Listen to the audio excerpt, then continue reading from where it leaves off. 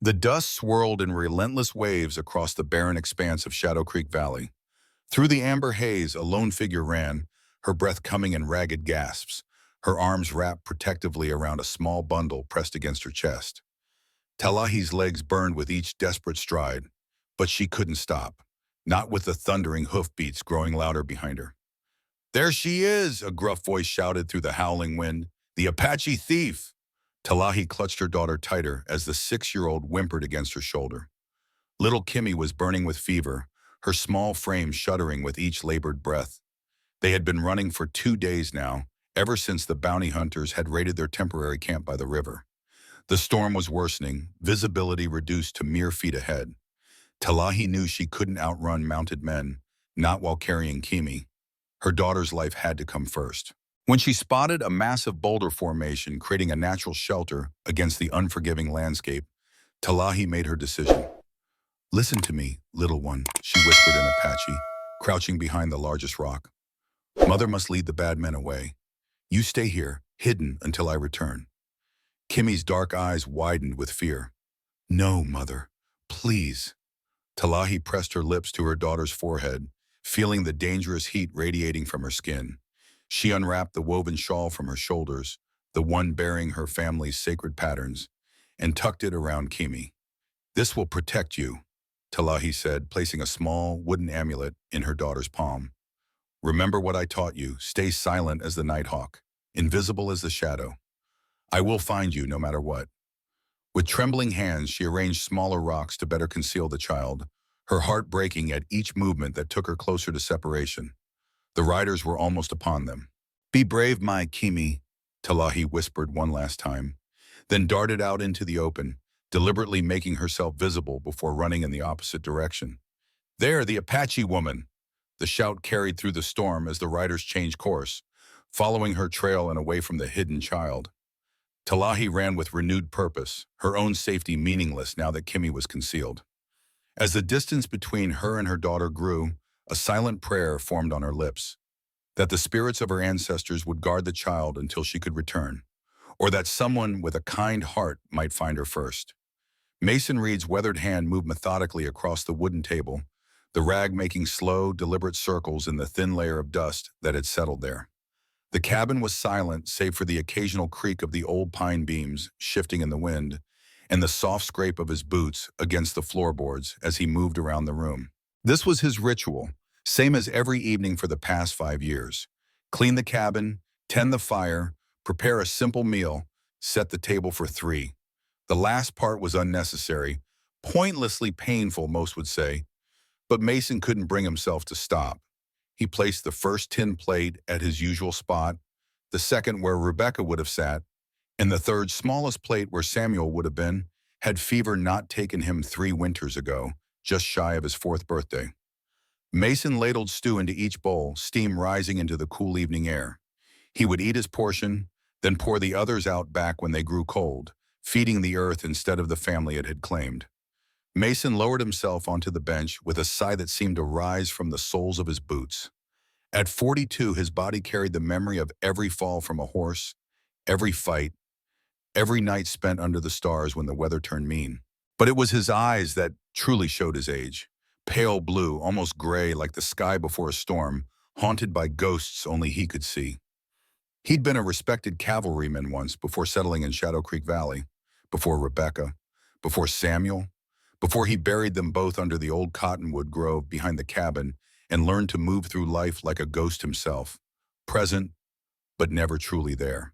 The wind picked up outside, howling around the eaves of the cabin like a wounded animal. A proper storm was brewing, the kind that turned the valley into a swirling hell of dust and debris. Mason glanced at the window, noting the darkening sky beyond. He'd need to check the livestock before it hit full force. As he pushed his half-eaten stew aside, a sharp whinny from the corral caught his attention. His stallion Diablo rarely sounded alarmed without cause. Mason rose, reaching instinctively for the Remington revolver he kept above the fireplace. Outside, the air tasted of electricity and sand. Diablo paced nervously in the corral, ears pricked forward toward the western ridge. Mason followed the horse's gaze, squinting against the dying light. For a moment, he saw nothing but the familiar silhouette of scrub brush and rock. Then movement, something small, unsteady, barely visible through the thickening dust. Not an animal, a child. Mason hesitated only a moment before tucking the revolver into his belt and striding toward the small figure. The wind whipped his duster around his legs, nearly blinding him with grit, but he pressed forward. The child collapsed just as he reached her, a little girl no more than 6 or 7 years old, her swole body burning with fever despite the cool evening air. Her lips were cracked from dehydration, and she clutched a woven shawl with intricate patterns that Mason immediately recognized as Apache. Something inside him, something he thought long dead, twisted painfully in his chest. "No child should die alone under the same sun that once warmed mine," he murmured, the words carried away by the wind almost before they left his lips. Mason lifted the girl into his arms, her weight barely noticeable. As he turned back toward the cabin, a sound in the distance made him pause. Horses and men's voices, faint but growing closer. Instinct told him this was trouble, and without knowing why, Mason quickened his pace, shielding the child from view with his duster. Inside the cabin, he laid her gently on Samuel's old bed, the small frame that had remained unused but immaculately kept since his son's passing. The girl didn't stir as Mason dampened a cloth and wiped the dust from her face, revealing delicate features and the distinctive blue markings along her jawline, traditional Apache symbols of protection for children. Mason's chest tightened. He'd seen such markings before, during the wars between settlers and tribes. Back then, they'd been taught to see these marks as signs of the enemy.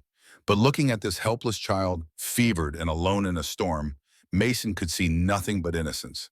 He'd just managed to coax a few drops of water past her parched lips when a thunderous knock rattled the cabin door. "Reed, open up, you old hermit. Storms are coming, and we need shelter." Mason recognized Harlan Price's voice immediately.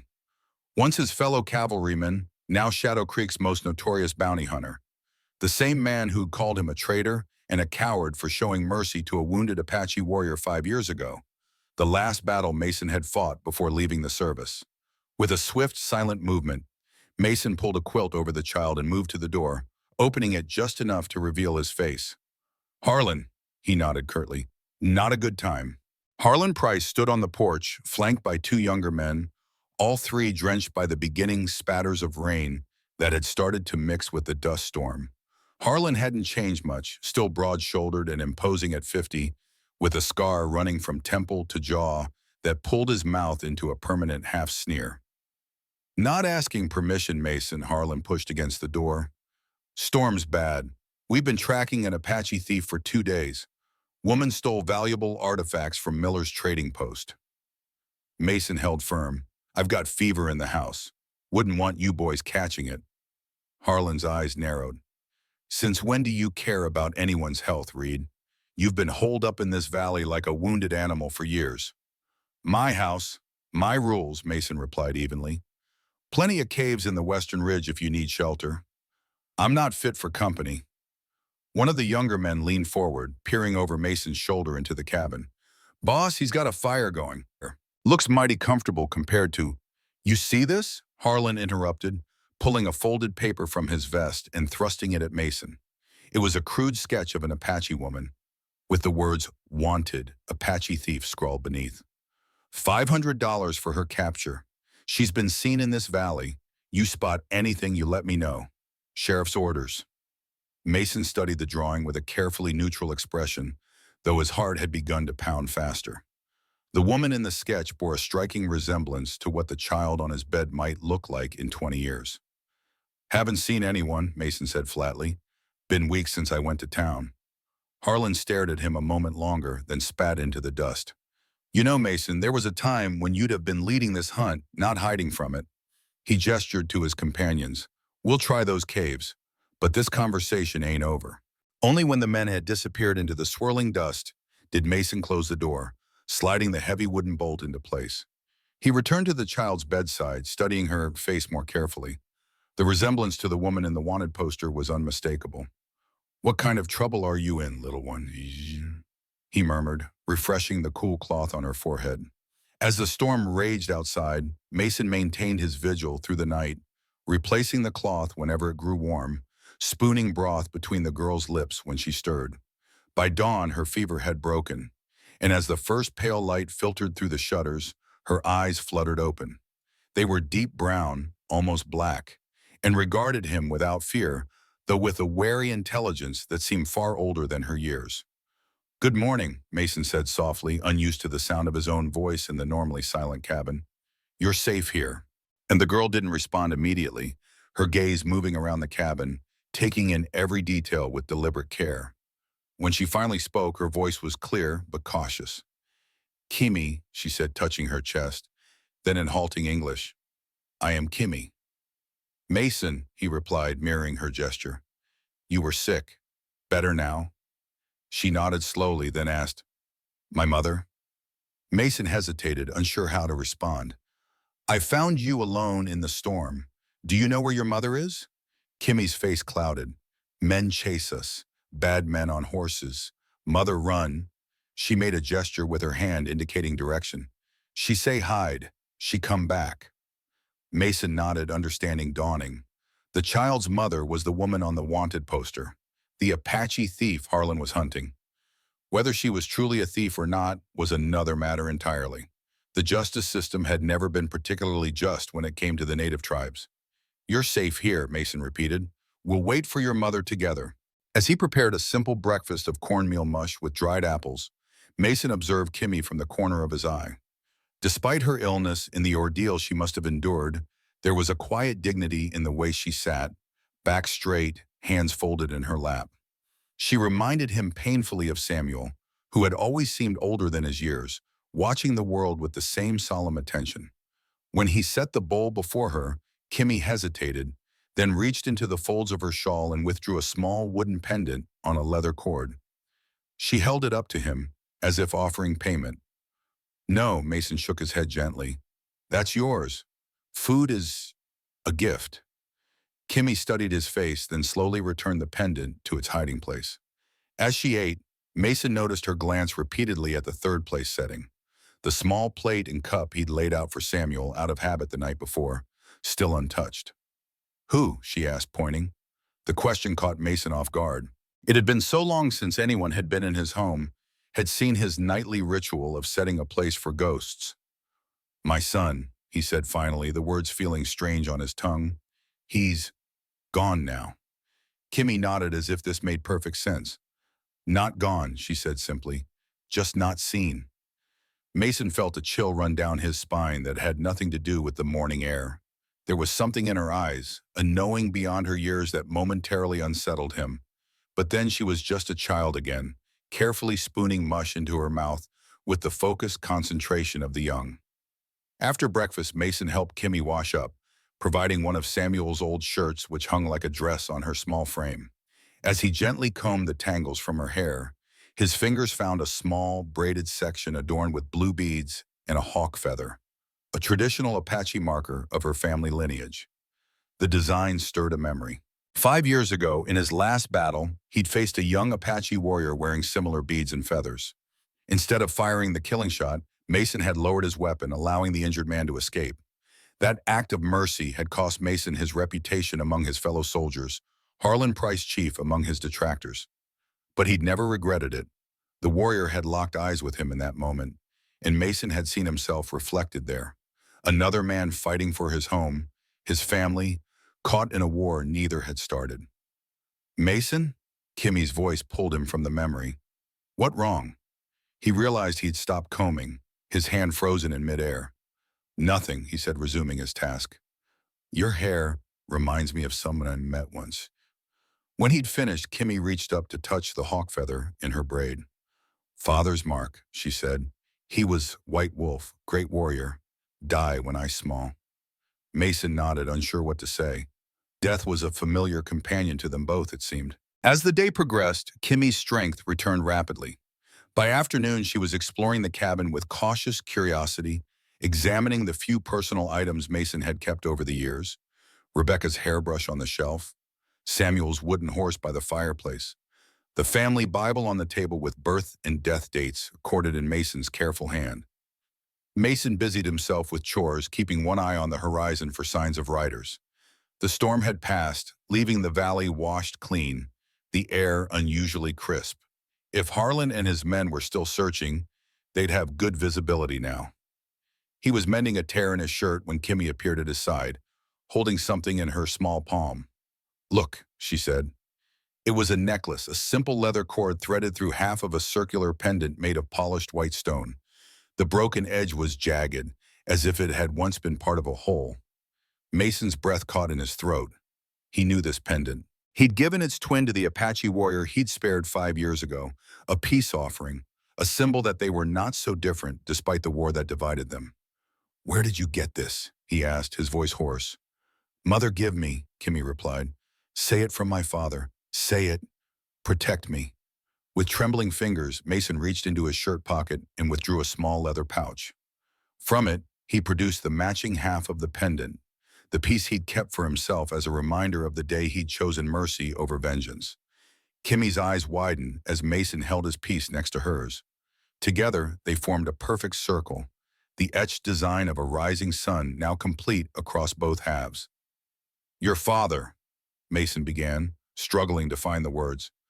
"I think I may have known him." Before he could explain further, Diablo whinnied sharply from the corral, the same warning sound from the previous day. Mason was on his feet instantly, moving to the window.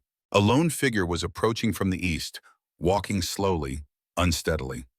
Not Harlan and his men, who would come on horseback. This was a woman, her dark hair loose around her shoulders, her clothing torn and dusty. Kimmy had joined him at the window.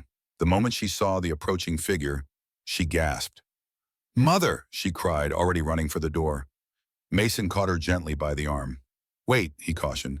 "Let me make sure it's safe." He took his rifle from above the fireplace, not to threaten, but to protect if necessary. With his free hand, he guided Kimmy behind him as he opened the door. The woman was closer now, her face visible beneath the streaks of dust and exhaustion. It was indeed the same face from Harlan's wanted poster, but there was nothing in her bearing that suggested a criminal. She walked with the quiet dignity of royalty despite her obvious fatigue, her eyes fixed on the cabin with desperate hope.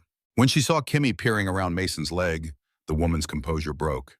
She cried out in Apache, stumbling forward with renewed energy. Kimmy darted past Mason, running to meet her mother. The reunion tore at Mason's heart, the way the woman fell to her knees in the dust, gathering Kimmy against her chest, rocking back and forth as she whispered words of gratitude and relief. It was the same desperate love he'd felt for Samuel, the kind that would move mountains and cross deserts. When the woman finally looked up at Mason, however, there was no gratitude in her gaze, only suspicion and fear. Her eyes flicked to the rifle in his hands, and she pulled Kimmy closer, protective. "White man," she said in accented English, her voice strained but clear. "Why you take my daughter?" Mason carefully set the rifle down, raising his empty hands. "I didn't take her," he replied calmly. "I found her in the storm, sick with fever. She's been waiting for you." The woman, Talahi, he presumed from Kimmy's earlier mentions, studied him with eyes that missed nothing. She was younger than he'd first thought, perhaps in her early 30s, but with the weathered strength of one who had endured much. A long, fresh cut ran along her cheekbone, and the way she held her left arm suggested injury. "Men hunt you," Mason said, deciding honesty was the best approach. "Bounty hunters. They came here last night looking." Talahi tensed. "You tell them?" "No," Mason shook his head. "They're gone now, but they'll be back." Kimmy tugged at her mother's sleeve, speaking rapidly in Apache. Talahi listened, her expression softening slightly as the child spoke. When Kimmy produced the half pendant, holding it alongside Mason's piece to show how they matched, Talahi's eyes widened in shock. "Where you get this?" she demanded, addressing Mason directly. 5 years ago," Mason replied. "I gave its twin to an Apache warrior. I spared his life in battle." Talahi rose slowly to her feet, wincing slightly from her injuries. "This warrior had markings like Kimmy? Blue beads? Hawk feather?" Mason nodded. "Yes, he wore your tribe's symbols." A strange light entered Talahi's eyes, something between disbelief and fate. "This warrior was White Wolf," she said softly. "My husband, Kimmy's father." The revelation struck Mason like a physical blow. Of all the Apache he might have encountered, of all the children who might have found their way to his doorstep, he told me, Talahi continued, her voice barely above a whisper, of a white soldier who lowered his gun, who gave him stone circle, broken in two, said it was bridge between worlds. Mason swallowed hard, memories flooding back. The young warrior's eyes, meeting his over the barrel of his rifle. The moment of recognition between them, not as enemies, but as men. The pendant he'd impulsively broken in two, offering half in a gesture that had felt right, necessary, though he couldn't have explained why. Please, Mason said, gesturing toward the cabin. You're hurt. Come inside. You're safe here. Talahi hesitated, decades of learned caution warring with her obvious exhaustion. Finally, with Kimmy's small hand clasped in hers, she gave a single nod and followed Mason into the cabin. As the door closed behind them, none of them noticed the distant glint of sunlight on a brass spyglass. As Harlan Price watched from the ridge above the valley, his face twisting into a cold smile of satisfaction. The hunt, it seemed, was just beginning.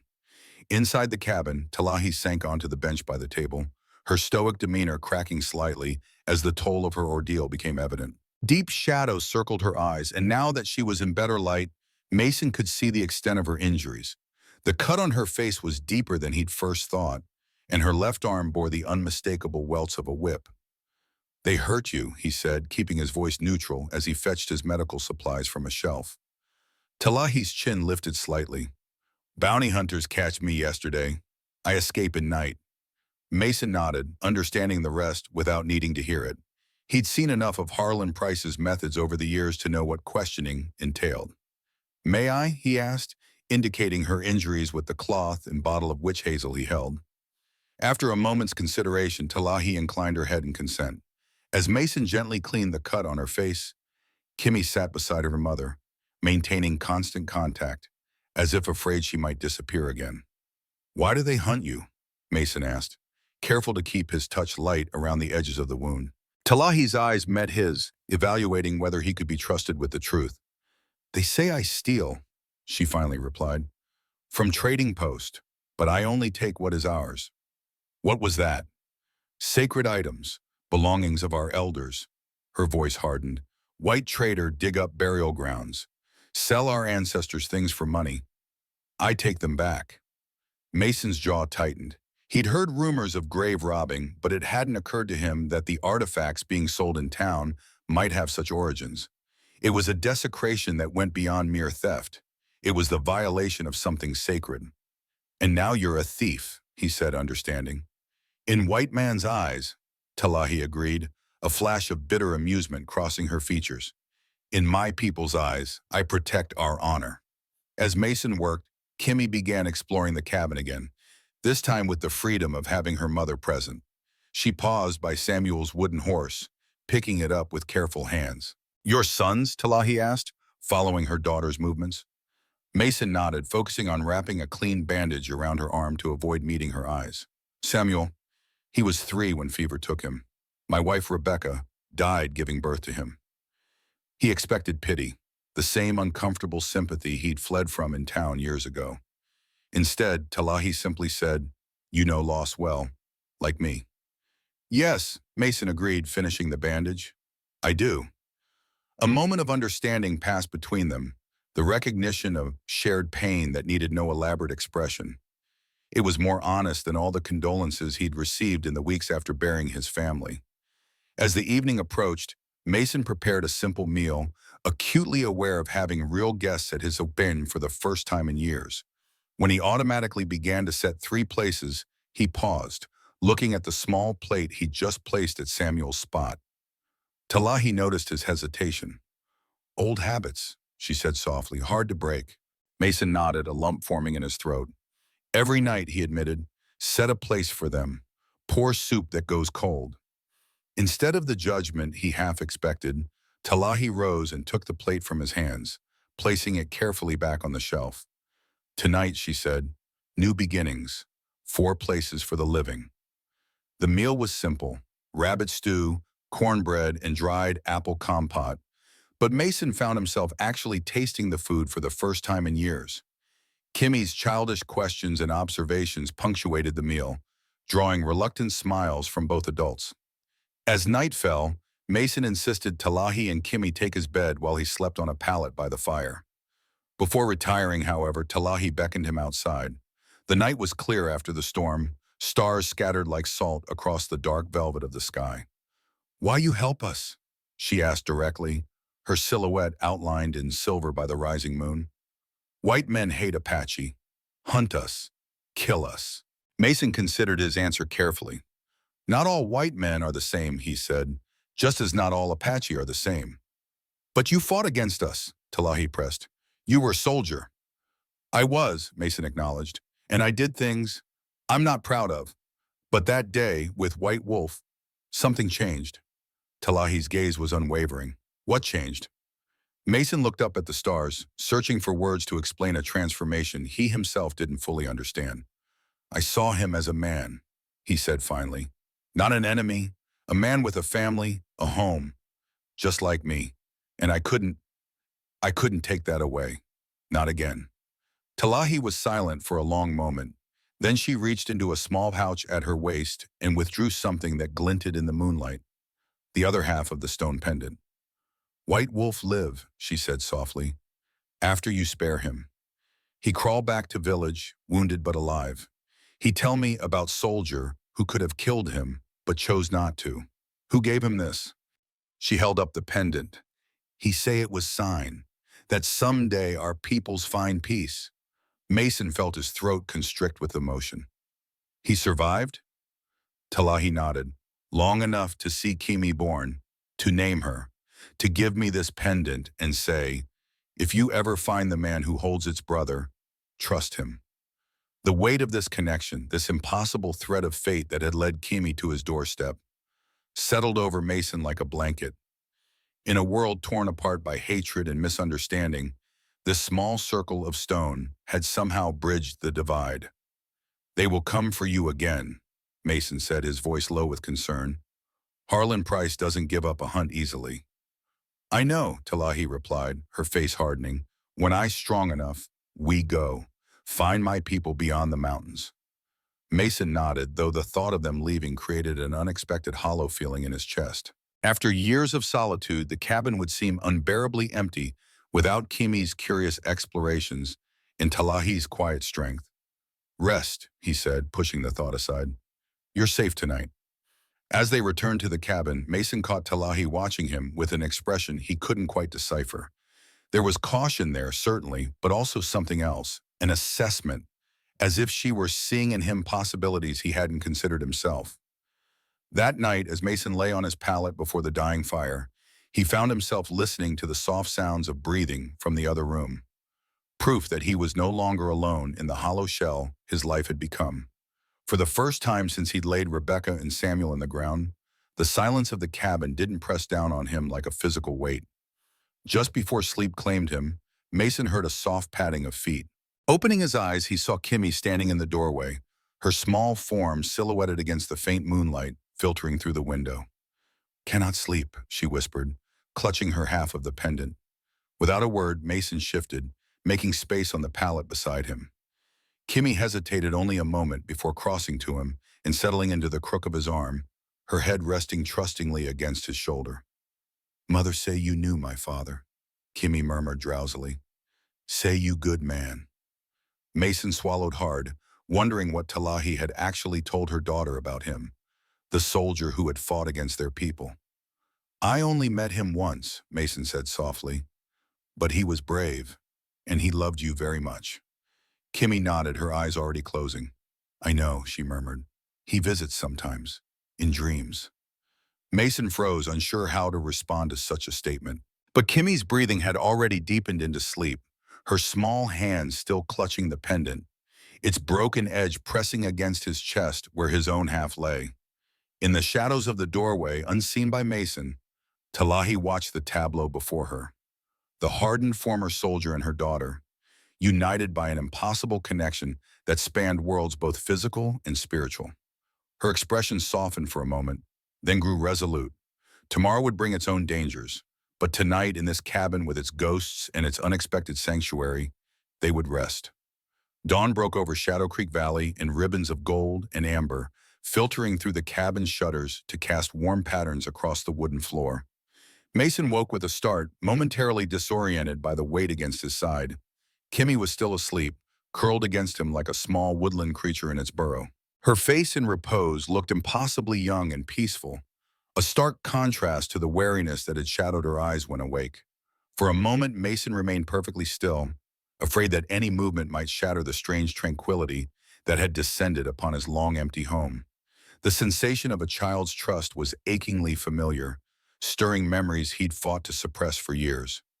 She sleeps deeply with you. Mason looked up to find Talahi standing in the doorway. Her expression was unreadable, but there was no accusation in her voice, only a quiet observation. She had braided her long black hair, and in the clean dress he'd provided from a trunk of Rebecca's old things, she looked less like a fugitive and more like what she truly was, a mother, a widow, a woman of strength. I didn't want to wake her, Mason explained softly. Talahi nodded. She trusts easy, too easy sometimes. A shadow crossed her face. In our world, trust can be dangerous. Not here, Mason said, carefully easing himself away from the sleeping child and rising to his feet. Not with me. Their eyes met in the amber half-light, an assessment passing between them. Whatever Talahi saw in his face must have satisfied her, because she gave a slight nod before turning toward the stove. I make food, she said, to thank you. As Mason washed at the basin outside, the domestic sounds from within the cabin struck him with unexpected force. The scrape of the pan on the stovetop, the soft murmur of Talahi's voice as Kimi woke. They were the sounds of life, of family. Sounds his home had been without for too long. Breakfast was cornmeal cakes sweetened with the last of his honey, prepared with a skill that made Mason's own cooking seem crude by comparison. As they ate, Kimi chattered in a mixture of Apache and broken English, recounting dreams and asking questions about the animals in the corral. She would like to see horses. Talahi translated one particularly emphatic request. In our village, children learn to ride early. I'd be happy to show her, Mason replied. Diablo's too spirited for a child, but my mare, Willow, is gentle enough. Kimmy's face lit up at this, and for the first time, Mason saw a genuine smile transform her solemn features.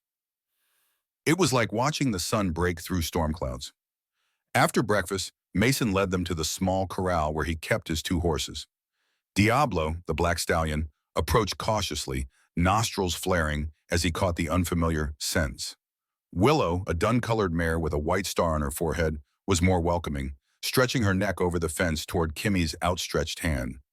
Gentle, Mason instructed, guiding the child's palm flat against the mare's velvet muzzle.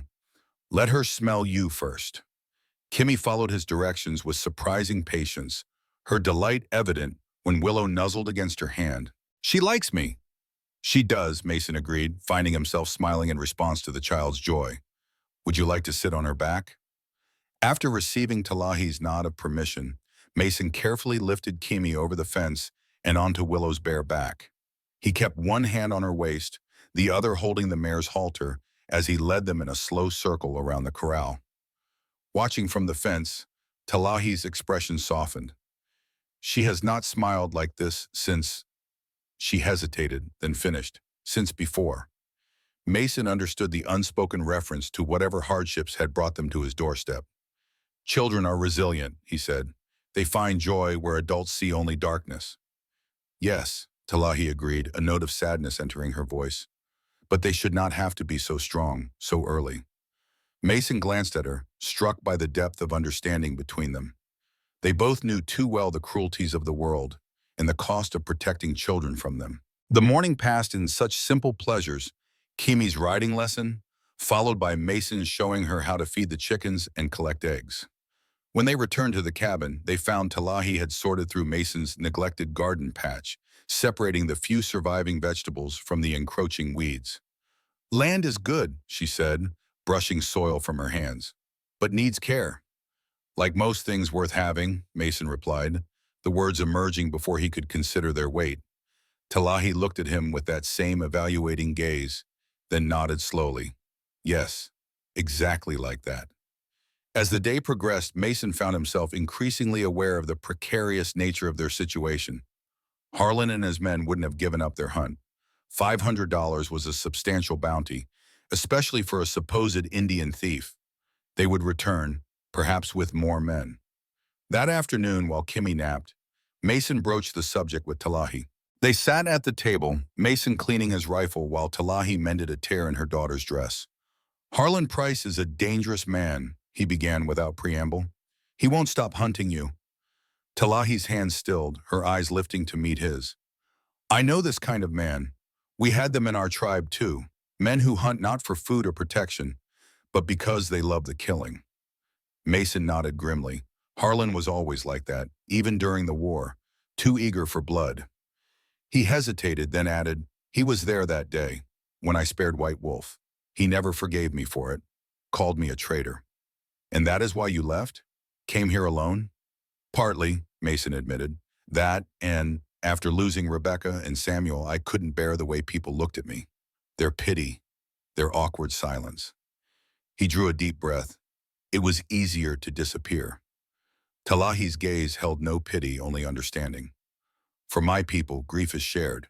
We do not leave our wounded to heal alone.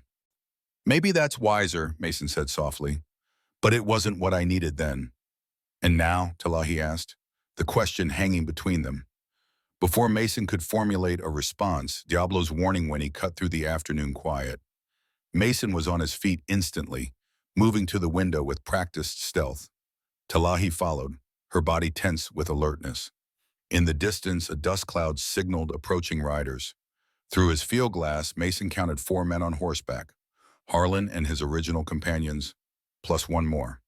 They come, Talahi said, more statement than question. Mason nodded grimly. Take Kimmy to the cellar, he instructed, moving quickly to roll back the bearskin rug, revealing a trap door.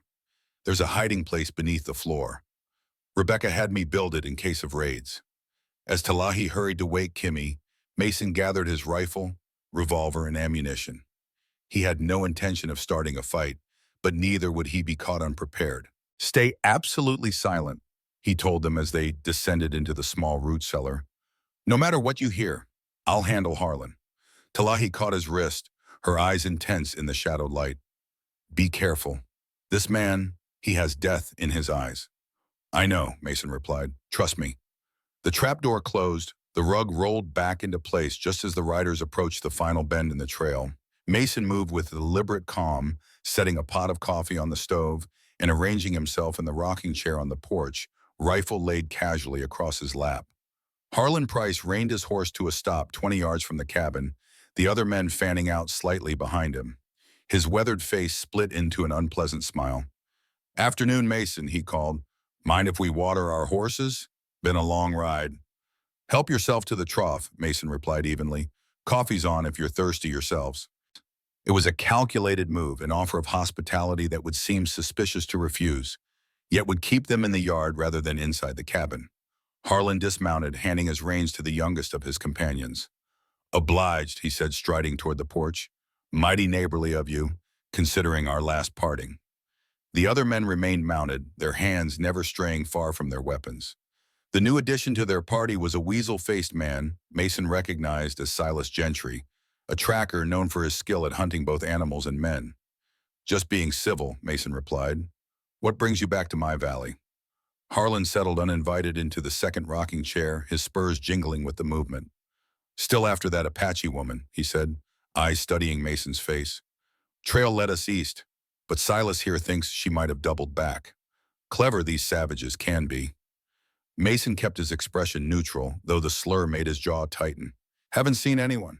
Been busy with the spring planting. Harlan's gaze swept over the neglected garden patch, skepticism evident. That's so. Funny thing is, Silas found something interesting up on the ridge. He gestured and the tracker approached, pulling something from his saddlebag. It was Talahi's shawl, the one she had wrapped around Kimmy before leading the hunters away. In the daylight, Mason could now see the intricate patterns woven into the fabric, the same markings that adorned the pendant. Apache work, Harlan continued, watching Mason's reaction. Found it hidden under some rocks, along with small footprints. Child's footprints, Silas says. Mason shrugged. Plenty of travelers pass through the valley. Probably a family moving west. Maybe, Harlan conceded, though his tone suggested otherwise. Mind if we have a look inside, just to be thorough? I mind, Mason said firmly. This is my home, not a way station for every bounty hunter passing through. Harlan's false affability hardened slightly. $500 is a lot of money, Mason. Could be more if the woman's got a child with her. Unclaimed minors can be sent to those Indian schools back east. Government pays good money for civilizing them. The implication turned Mason's stomach. He'd heard of those schools, children torn from their families, forbidden from speaking their language or practicing their traditions. Sounds like a miserable business, Mason replied. Not interested. No. Harlan leaned forward, dropping all pretense of friendliness. Time was, you'd have led such a hunt yourself. What changed, Mason? Was it losing your family? Or did you go soft even before that, when you let that Apache warrior escape? Mason's hand tightened imperceptibly on his rifle. I think you and your men should move on, Harlan. There's nothing for you here. For a tense moment, Harlan's hand hovered near his revolver. The other men shifted in their saddles, sensing the change in atmosphere. Then abruptly, Harlan laughed and stood up. Always were a stubborn cuss, he said, stepping off the porch. We'll be moving on for now, but this hunt ain't over. He mounted his horse in a smooth motion, then fixed Mason with a final knowing look. I'll be watching this valley, old friend. If I find out you've been harboring fugitives, well, let's just say the penalty for that ain't pleasant. Mason remained on the porch, outwardly calm as the riders departed. Only when they had disappeared over the ridge did he allow himself to exhale, the tension draining from his shoulders. Inside, he rolled back the rug and opened the trap door.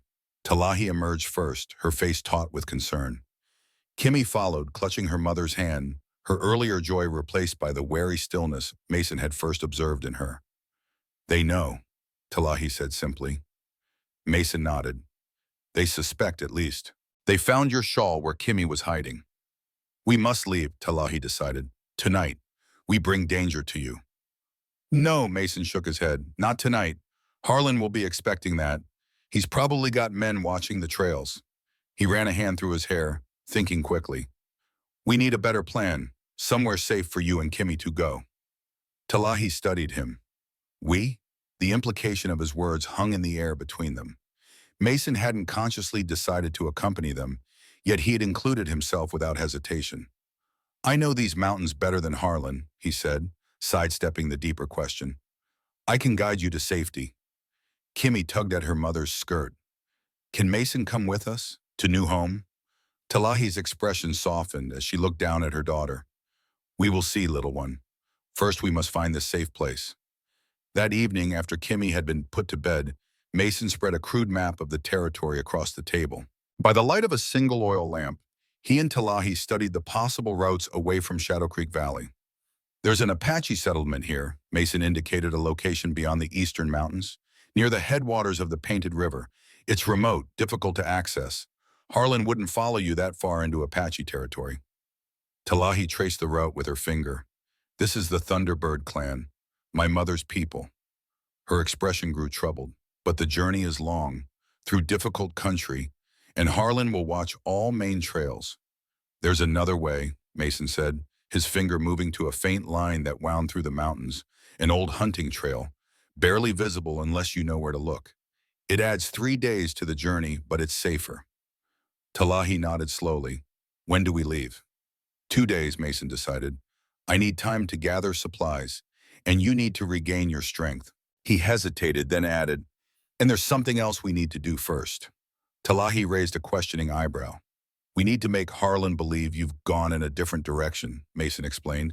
Create a false trail convincing enough to lead him away from the mountains altogether. A smile the first Mason had seen from her curved Talahi's lips. A hunter's trick, I approve. They spent the next hour planning the deception. Mason would ride to a nearby trading post, casually mentioning he had seen Apache tracks heading south toward the border. Meanwhile, Talahi would create subtle but discoverable signs of a southward departure. A few threads from her dress caught on branches, footprints partially covered as if someone had tried to hide them. As they worked through the details, Mason found himself increasingly aware of Talahi's presence across the table, the grace of her movements, the intelligence in her dark eyes, the strength evident in every line of her body. She was unlike any woman he'd known, carrying herself with a dignity that no amount of hardship had diminished. When their plans were complete, a comfortable silence fell between them. Talahi's fingers absently traced the pattern on the stone pendant that now hung openly around her neck. "What does it mean?" Mason asked, nodding toward the design. "The symbol on the stone." Talahi glanced down, her fingers tracing the intricate pattern. "It is the sacred sunrise, what our people call Bike Najni. It represents the dawn of understanding, the light that dispels darkness." She hesitated, as if deciding how much to share. "This stone is not ordinary. It comes from the sacred mountains where Thunderbird clan believes the first Apache emerged into this world." "And splitting it?" Mason asked, recalling his impulsive decision to break the pendant. Talahi's eyes held a mixture of wonder and reverence. In Apache tradition, a medicine object should never be broken. It weakens its power. But there is one exception.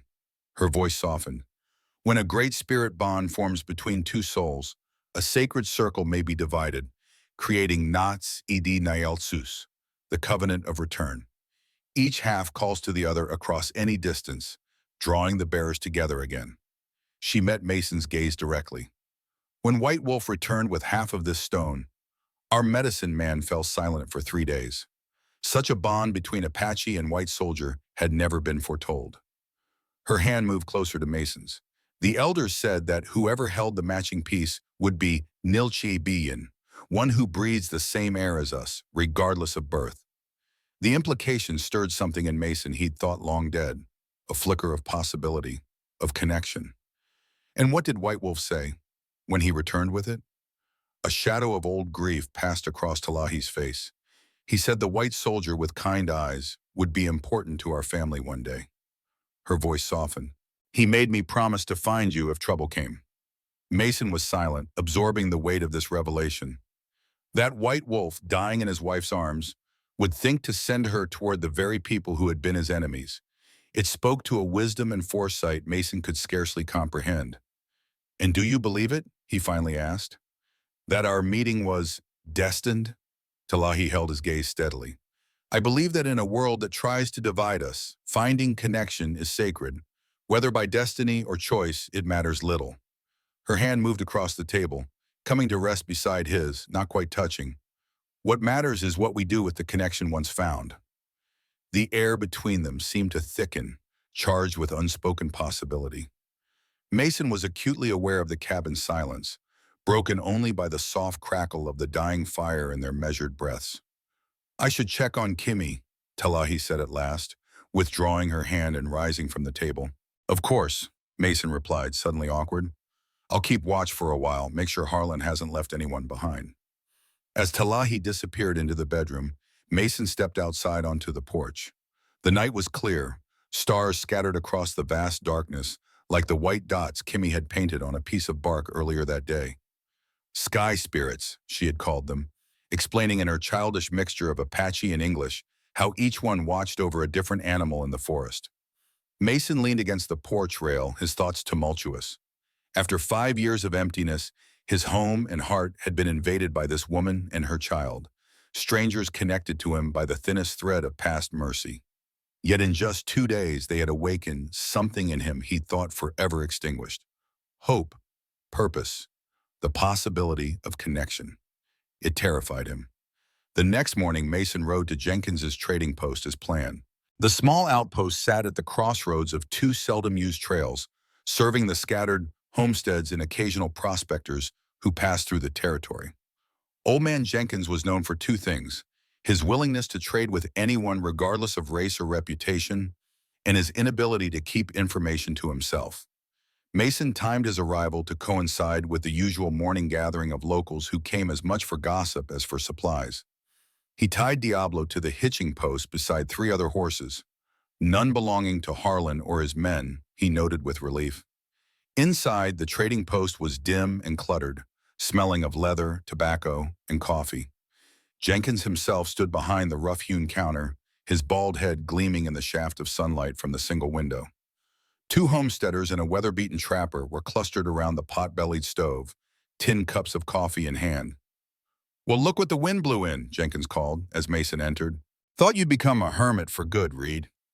Mason nodded curtly, acknowledging the curious glances from the other men. "Just need some supplies, Jenkins. Running low on coffee and ammunition." "Got both in plenty," Jenkins replied, reaching for the coffee tin on the shelf behind him. "Unusual to see you twice in 1 month. Something spook you out of that valley of yours?" It was the opening Mason needed. He frowned, as if reluctant to share information. "Had some unwelcome visitors yesterday. Tracks heading south toward Diablo Canyon. Apache, from the look of them." The trapper straightened, interest piqued. "Apache? This far east?" Mason shrugged, feigning indifference. "Woman and child look alike. Didn't stick around to introduce myself."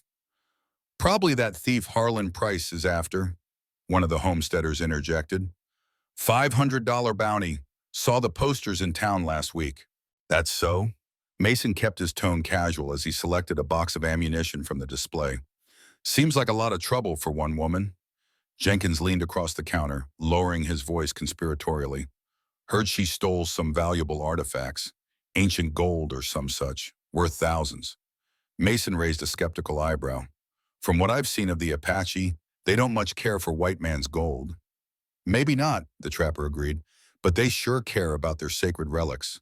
Word is she took back some burial items that were being sold off. Can't blame her, really. Man shouldn't profit from the dead." The comment surprised Mason, a rare voice of reason in a region where prejudice against the native tribes ran deep. The trapper caught Mason's look and shrugged. "Spent 3 winters trading with the Apache before the wars. They're people, same as us, just trying to protect what's theirs." Jenkins snorted. "Tell that to the families who've lost scalps to their raids." "And what about the Apache villages burned by the cavalry?" the trapper countered. "Plenty of blood on both sides of that fight." An uncomfortable silence fell over the group. Mason gathered his purchases, deliberately changing the subject to the spring planting and the likelihood of early rains. By the time he departed, Jenkins was eagerly recounting what he'd heard about Apache tracks heading south, exactly as Mason had hoped. On the ride back to the cabin, however, Mason's satisfaction with the successful deception was tempered by a growing sense of unease. The ease with which Harlan had rallied support against Talahi, the willingness of ordinary men to hunt a woman and child for money, it spoke to a darkness in human nature that no amount of frontier justice could disguise. As he crested the ridge overlooking his valley, Mason reined Diablo to a halt. From this vantage point, the cabin looked small and vulnerable, a tiny outpost of civilization in the vast wilderness. For 5 years, it had been his refuge, his self-imposed exile from a world that had taken everything he loved. Now it had become something else entirely, a temporary haven for 3 souls at a crossroads.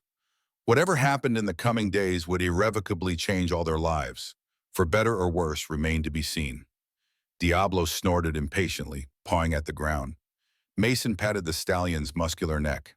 "I know, boy," he murmured. "Nothing stays the same forever." When he reached the cabin, he found Talahi and Kimmy in the garden. The woman had clearly spent the morning clearing weeds and turning soil, while Kimmy followed behind, dropping seeds into the freshly made furrows. They made a picture of domestic tranquility that caused a strange ache in Mason's chest. "You've been busy," he observed, dismounting. Talahi straightened, brushing soil from her hands. "Land needs tending," she said simply, "even if we leave." And the statement carried a weight beyond the immediate context, a philosophy of care that extended beyond one's own immediate needs. It struck Mason that while he had preserved his home in a static memorial to what was lost, Talahi approached life with an eye toward renewal and continuity. "Mason," Kimmy called, running to him with dirty hands outstretched. "We plant food for when we come back." He crouched to her level, something warming inside him at her automatic assumption of return. "Is that so? And what did you plant?" As Kimmy excitedly listed the seeds she'd placed in the earth, beans, squash, cornamentum, in the traditional Apache planting style Talahi had taught her, Mason caught the mother's gaze over her daughter's head. There was a warmth there that hadn't been present before, a tentative opening. The trading post mission was successful, he reported once Kimmy had returned to her tasks. By nightfall, the rumor of Apache heading south will have spread to every homestead within 20 miles.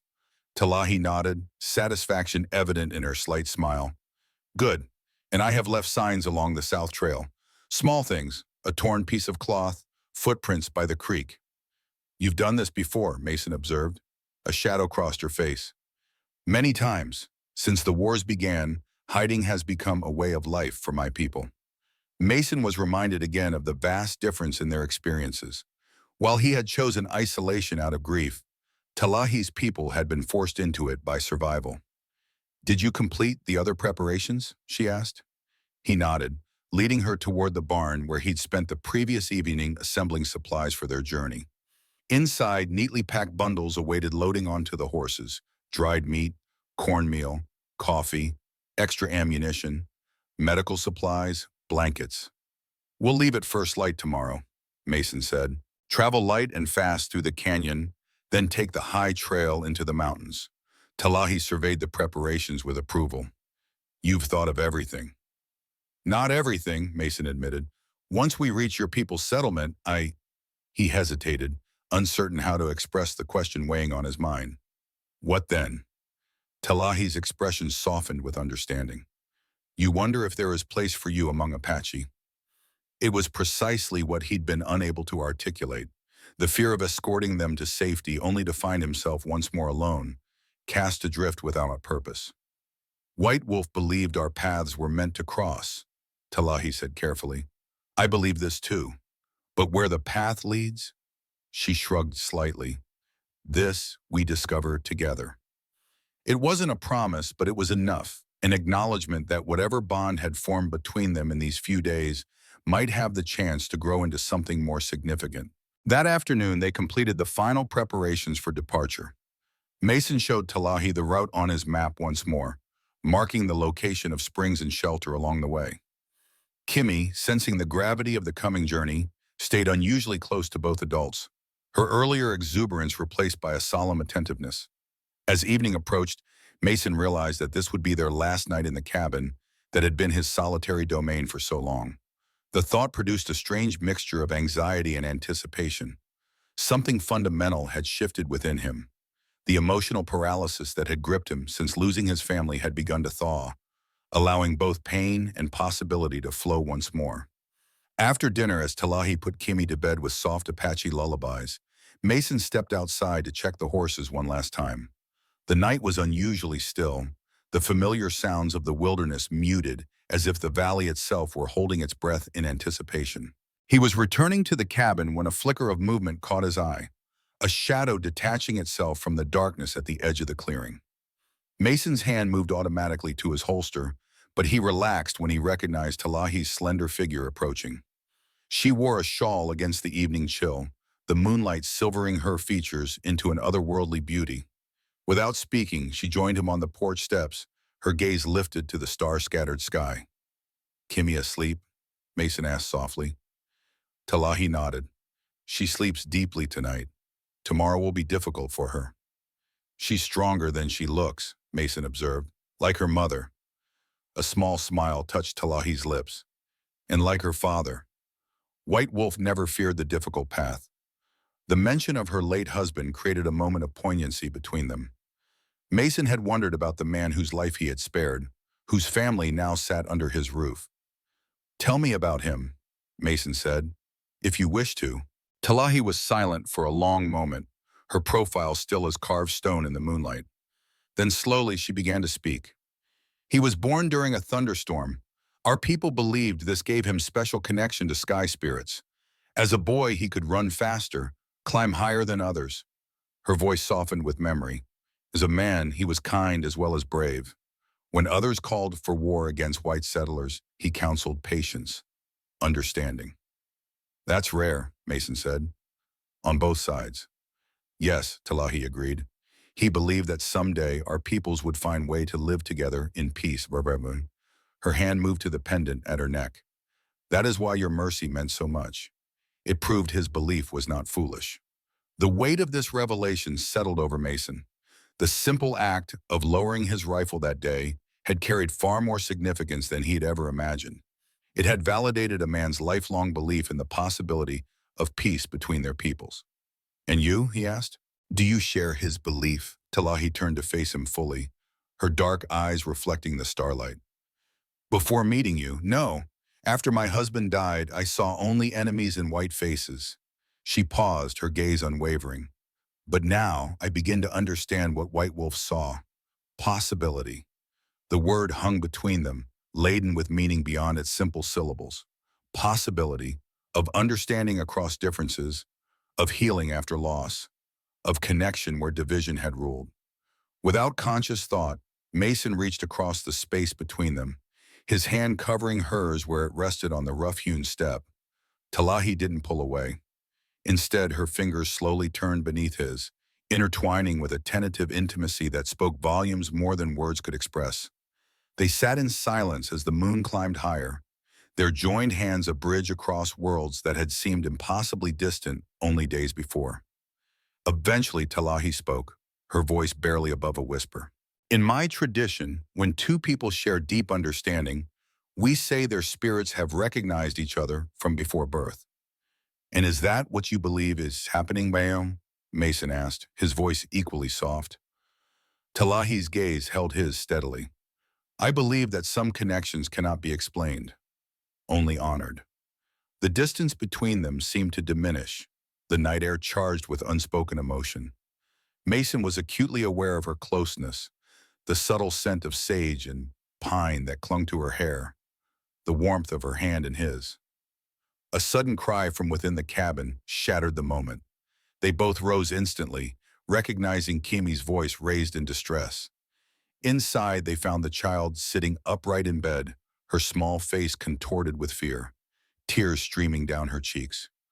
"Bad men coming," she sobbed as Talahi gathered her into her arms. "I see them in dream, with fire and guns." "Shh, little one," Talahi soothed, stroking her daughter's hair. "Just a nightmare." But Mason caught the look of concern in Talahi's eyes, mirroring his own unease. Among the Apache, children's dreams were sometimes considered prophetic, particularly those born with special gifts, as Kimi apparently had been, according to earlier comments Talahi had made. "We leave at first light," he said quietly. "Try to get some more rest."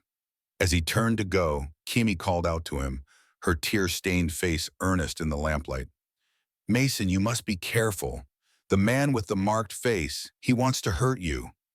The description sent a chill through Mason. Harlan's scar, the mark that pulled his mouth into that permanent sneer, was his most distinctive feature. That Kimi would reference it in her nightmare seemed too specific to dismiss. "I'll be careful," he promised. "We all will be." Long after Talahi had calmed Kimi back to sleep, Mason sat at the table, cleaning his weapons with methodical precision. The child's warning had unsettled him more than he cared to admit. Coincidence or premonition? Either way, it reinforced the danger they faced. Tomorrow would test them all. The journey to the Apache settlement would be arduous even without pursuit, and Mason harbored no illusions about Harlan Price. If the bounty hunter discovered their deception, his rage would be terrible. The hunt would become personal, no longer about money, but about pride.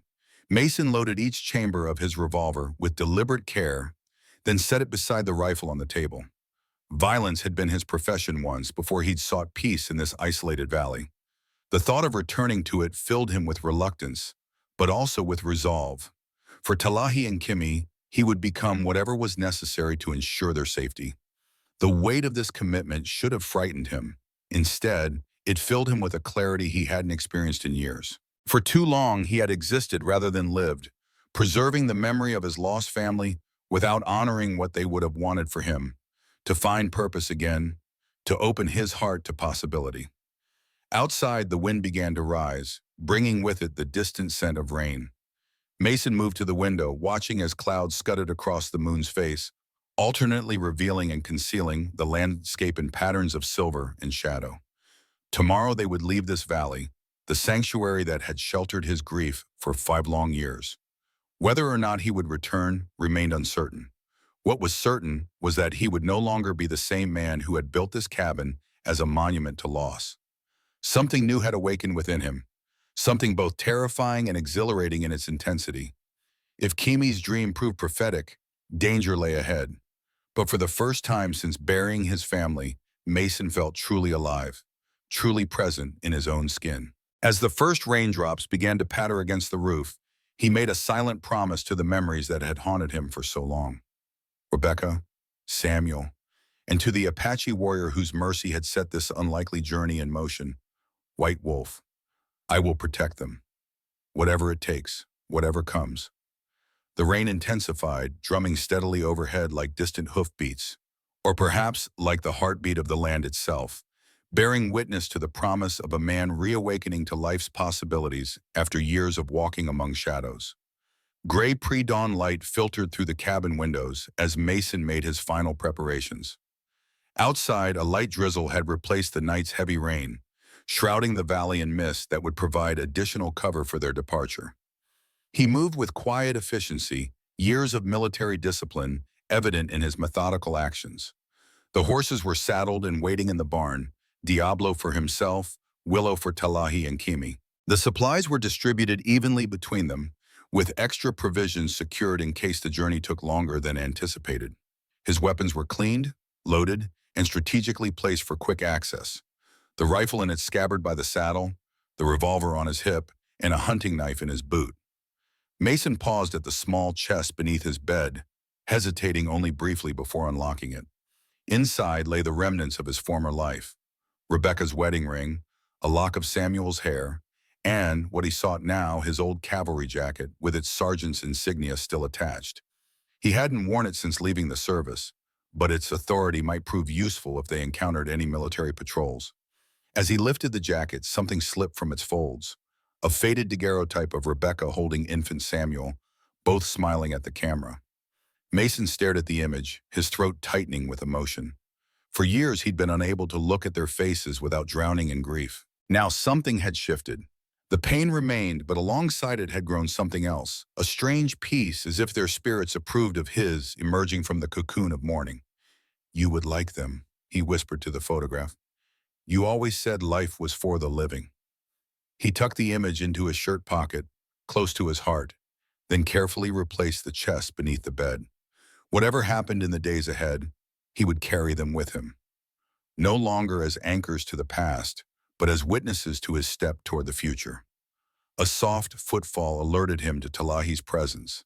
She stood in the doorway, dressed for travel in a practical combination of her traditional clothing and items borrowed from Mason's stores. Her hair was braided and pinned close to her head, and at her waist hung a small knife, more tool than weapon, but capable of serving as both if necessary. "It is time," she said simply. Mason nodded. "Where's Kimi?" "Still sleeping. I thought to carry her to the horse before waking her fully. The beginning will be difficult enough." The consideration in this plan touched Mason.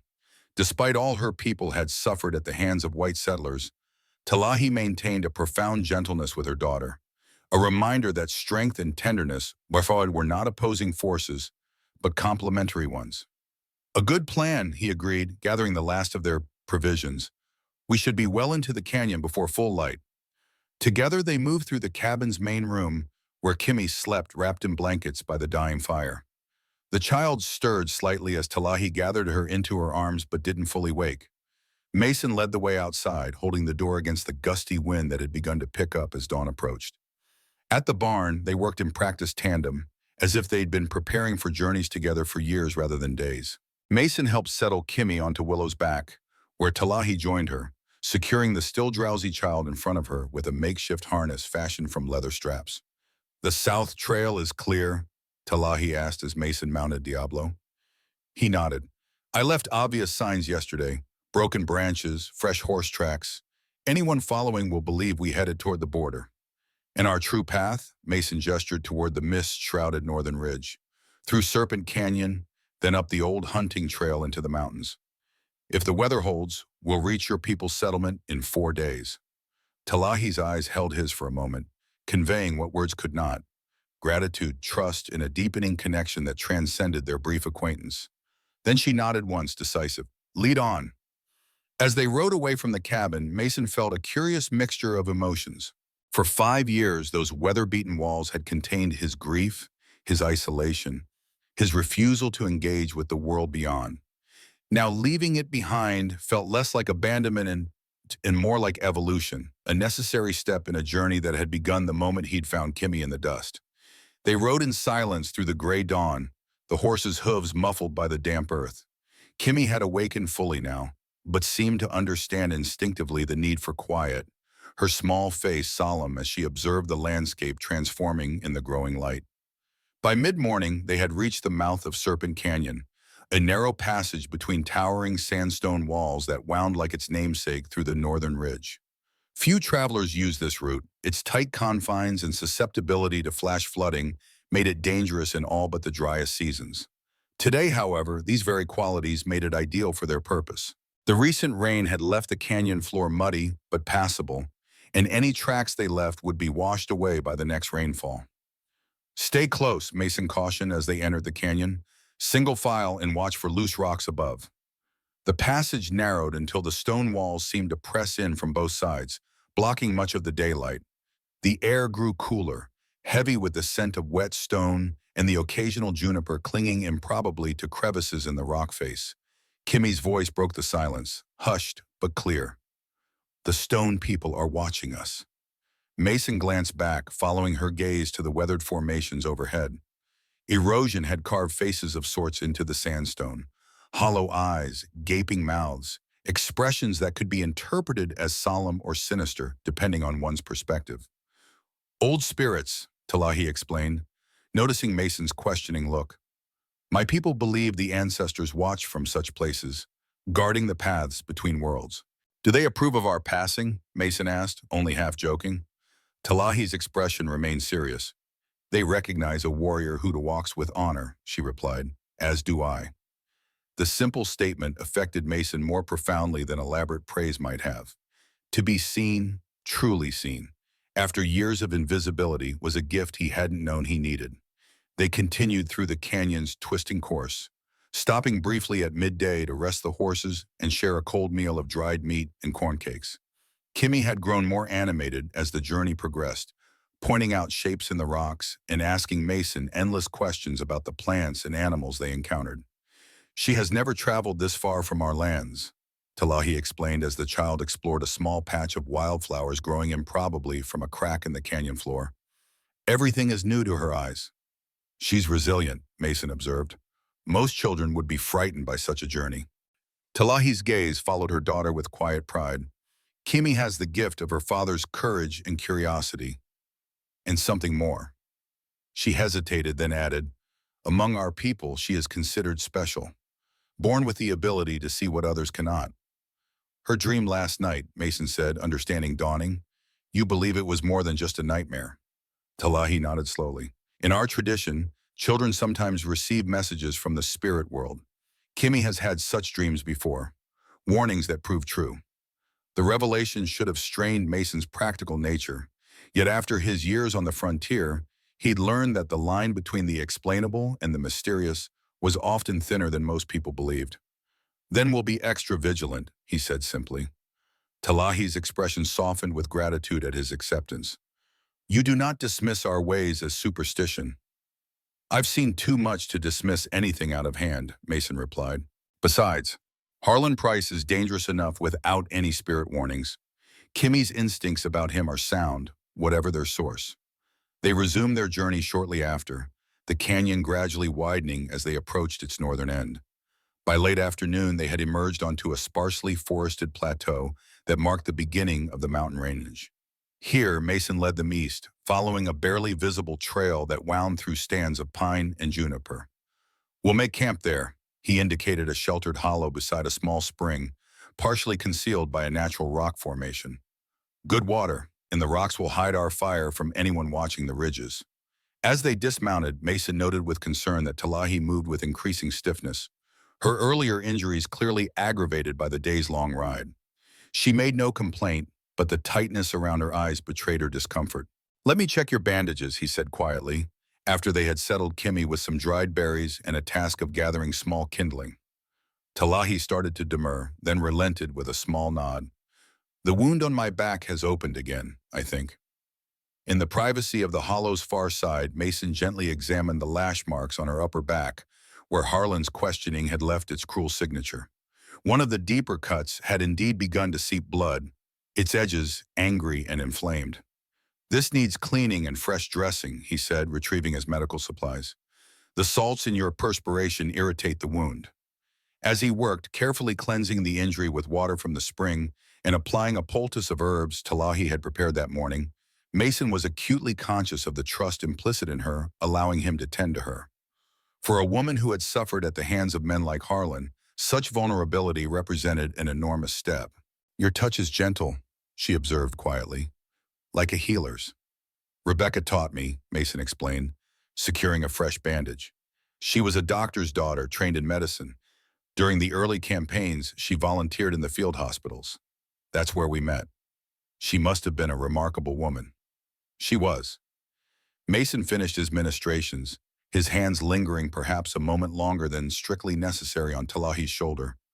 "Strong like you, unafraid to challenge what she believed was wrong." Talahi turned to face him, their proximity suddenly intimate in the sheltered space. "And what do you believe is wrong, Mason Reed?" The question penetrated to the heart of the transformation he'd undergone since finding Kimmy. "I believe I was wrong," he said quietly, "to hide from life after losing them, to stop caring about anything beyond my own grief." Talahi's dark eyes held his, searching for something in his face. Whatever she found there must have satisfied her, because she reached up to touch his weather-lined cheek with gentle fingers. "Grief is a river," she said softly. "It carries us for a time, but eventually we must swim to shore or drown." The metaphor resonated deeply with Mason. For years he had been suspended in that river, neither fighting the current nor reaching for land. Now somehow he found himself on the riverbank, dripping but alive, seeing the world with new clarity. A call from Kimmy broke the moment between them.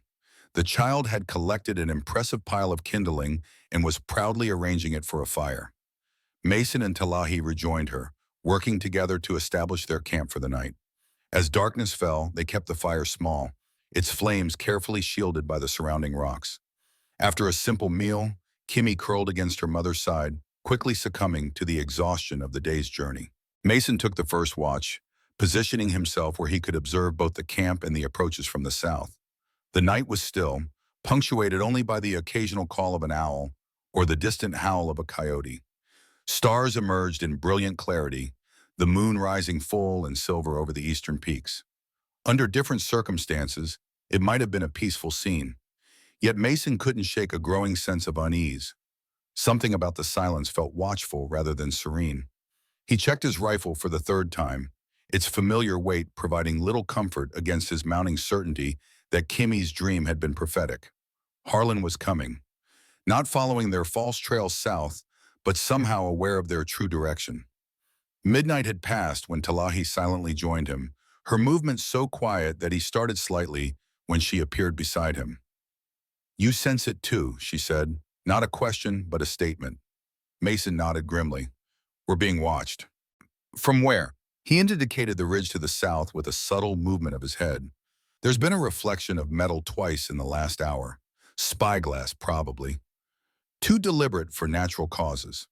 Talahi absorbed this with the calm of one accustomed to danger. "How did they find our trail?"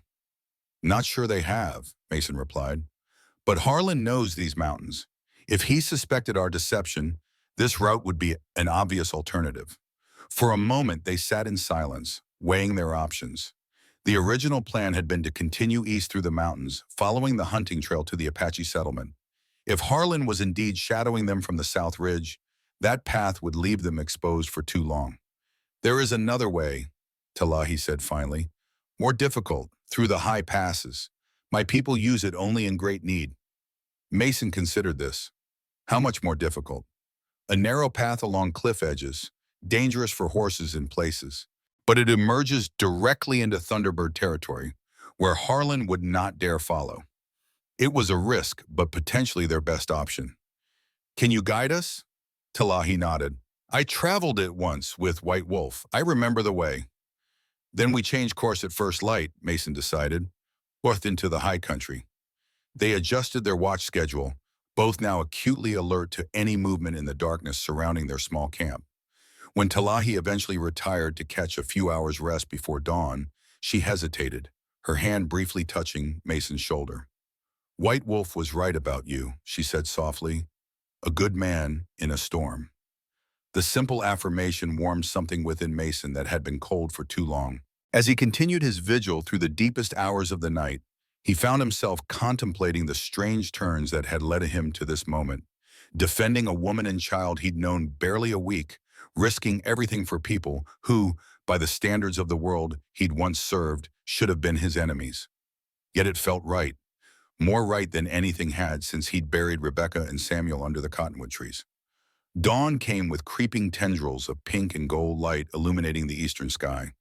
They broke camp with practiced efficiency, leaving as little trace of their presence as possible. Kimmy, sensing the adults' tension, remained unusually quiet, her large eyes watchful as she helped erase the evidence of their fire. "We changed direction," Mason explained as they prepared the horses, "higher into the mountains, along a route your mother knows." Kimmy nodded solemnly, then suddenly froze, her head tilting as if listening to something beyond human hearing. "They're close," she whispered, her small face tight with fear. "The man with the marked face, he smells like anger." Mason and Talahi exchanged glances, both accepting the child's warning without question. They mounted swiftly, Mason lifting Kimi to sit before Talahi on Willow's back. "Stay close," he instructed. "The terrain will get rougher from here." They set off northward, angling up toward the higher peaks, still partially shrouded in morning mist. Mason led the way, alert for any sign of pursuit, while Talahi guided their overall direction with quiet confidence. The trail, if it could be called that, was little more than a deer path in places, winding through increasingly dense forest and rocky outcroppings. By mid-morning they had climbed significantly, the air growing thinner and cooler with each hour of ascent. The horses labored on the steeper sections, forcing them to dismount and lead the animals through particularly treacherous passages. Progress was slower than Mason had hoped, but he consoled himself with the knowledge that any pursuit would face the same difficulties. They paused at a small plateau offering a view of the valleys below. Mason scanned the landscape with practiced eyes, searching for any movement that might betray Harlan's position. The distance was too great for absolute certainty, but he thought he detected dust rising from a stand of trees approximately 5 miles south, consistent with riders moving at speed. "They're following," he confirmed grimly. "Maybe 3 hours behind us."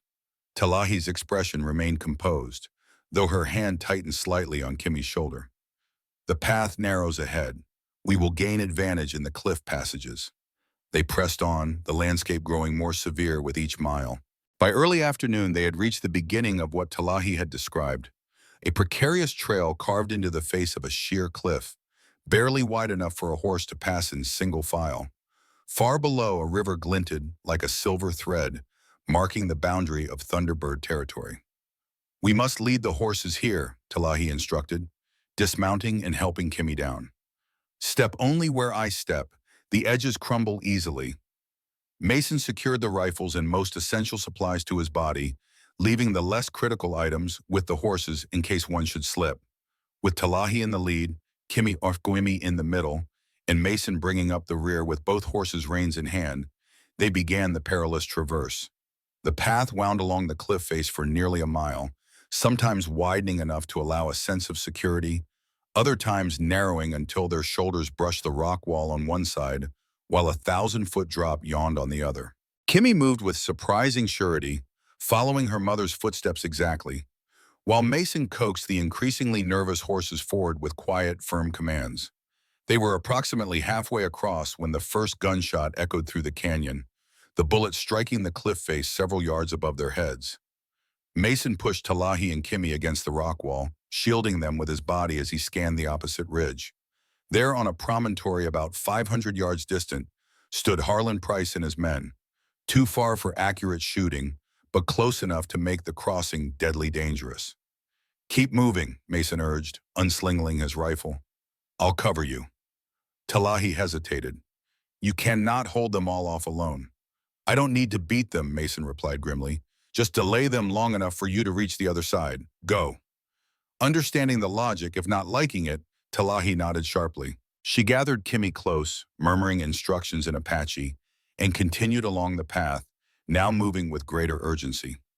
Mason positioned himself at a slight widening in the trail, using the minimal cover provided by a jutting rock. He raised his rifle, sighting carefully on the distant figures. At this range, hitting a man would be more luck than skill, but he could at least force Harlan and his companions to keep their heads down. He fired twice in rapid succession, the shots echoing across the canyon. One of Harlan's men ducked hastily behind a boulder, while another's hat went flying, close enough to make them reconsider their exposed position. For several minutes, a tense exchange of gunfire continued. Neither side able to inflict real damage, but both aware that a lucky shot could prove fatal. Mason was down to his last few rifle cartridges when he heard Talahi's shout from further along the cliff path. She and Kimmy had reached a more protected section, partially shielded from Harlan's line of fire by an outcropping. What alarmed Mason was the urgency in her voice. Not fear of the gunfire, but something else. "Mason, the path ahead, dim. It has collapsed." His heart sank. They were trapped on the cliff face with Harlan's men behind them and an impassable gap ahead. The horses, already terrified by the gunfire, were becoming increasingly difficult to control on the narrow ledge. Mason made a split-second decision. "Leave the horses," he called. "We'll have to find another way down." He fired his remaining rifle shots to provide cover, then hastened along the path to join Talahi and Kimmy, reluctantly abandoning the panicking horses. Diablo might find his way back to the cabin eventually, but Willow would likely follow him. Either way, they could no longer risk the animals' unpredictable movements on the treacherous path. When he reached them, Mason saw the problem immediately. A recent rock slide had taken out approximately 15 feet of the trail, leaving a gap that no human, let alone a child, could hope to jump. Below, the cliff dropped away for hundreds of feet to the river. "Is there another path?" he asked Talahi, both of them instinctively shielding Kimmy from the precipice's edge. She pointed upward. "A hunter's route over the top of the ridge, but it will take us into the open, where they would be easy targets for Harlan's rifles." Still, it was their only option. "Let's go," Mason decided, checking his revolver, now their only weapon with significant ammunition.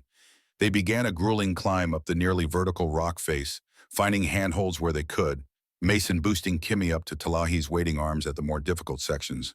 The gunfire had ceased temporarily as Harlan and his men presumably worked their way closer, but Maven had no illusions about the reprieve lasting long. By the time they reached the ridge top, all three were scraped, exhausted, and dangerously exposed. The summit was a narrow spine of rock running east to west, with minimal cover provided by scattered boulders and stunted pines.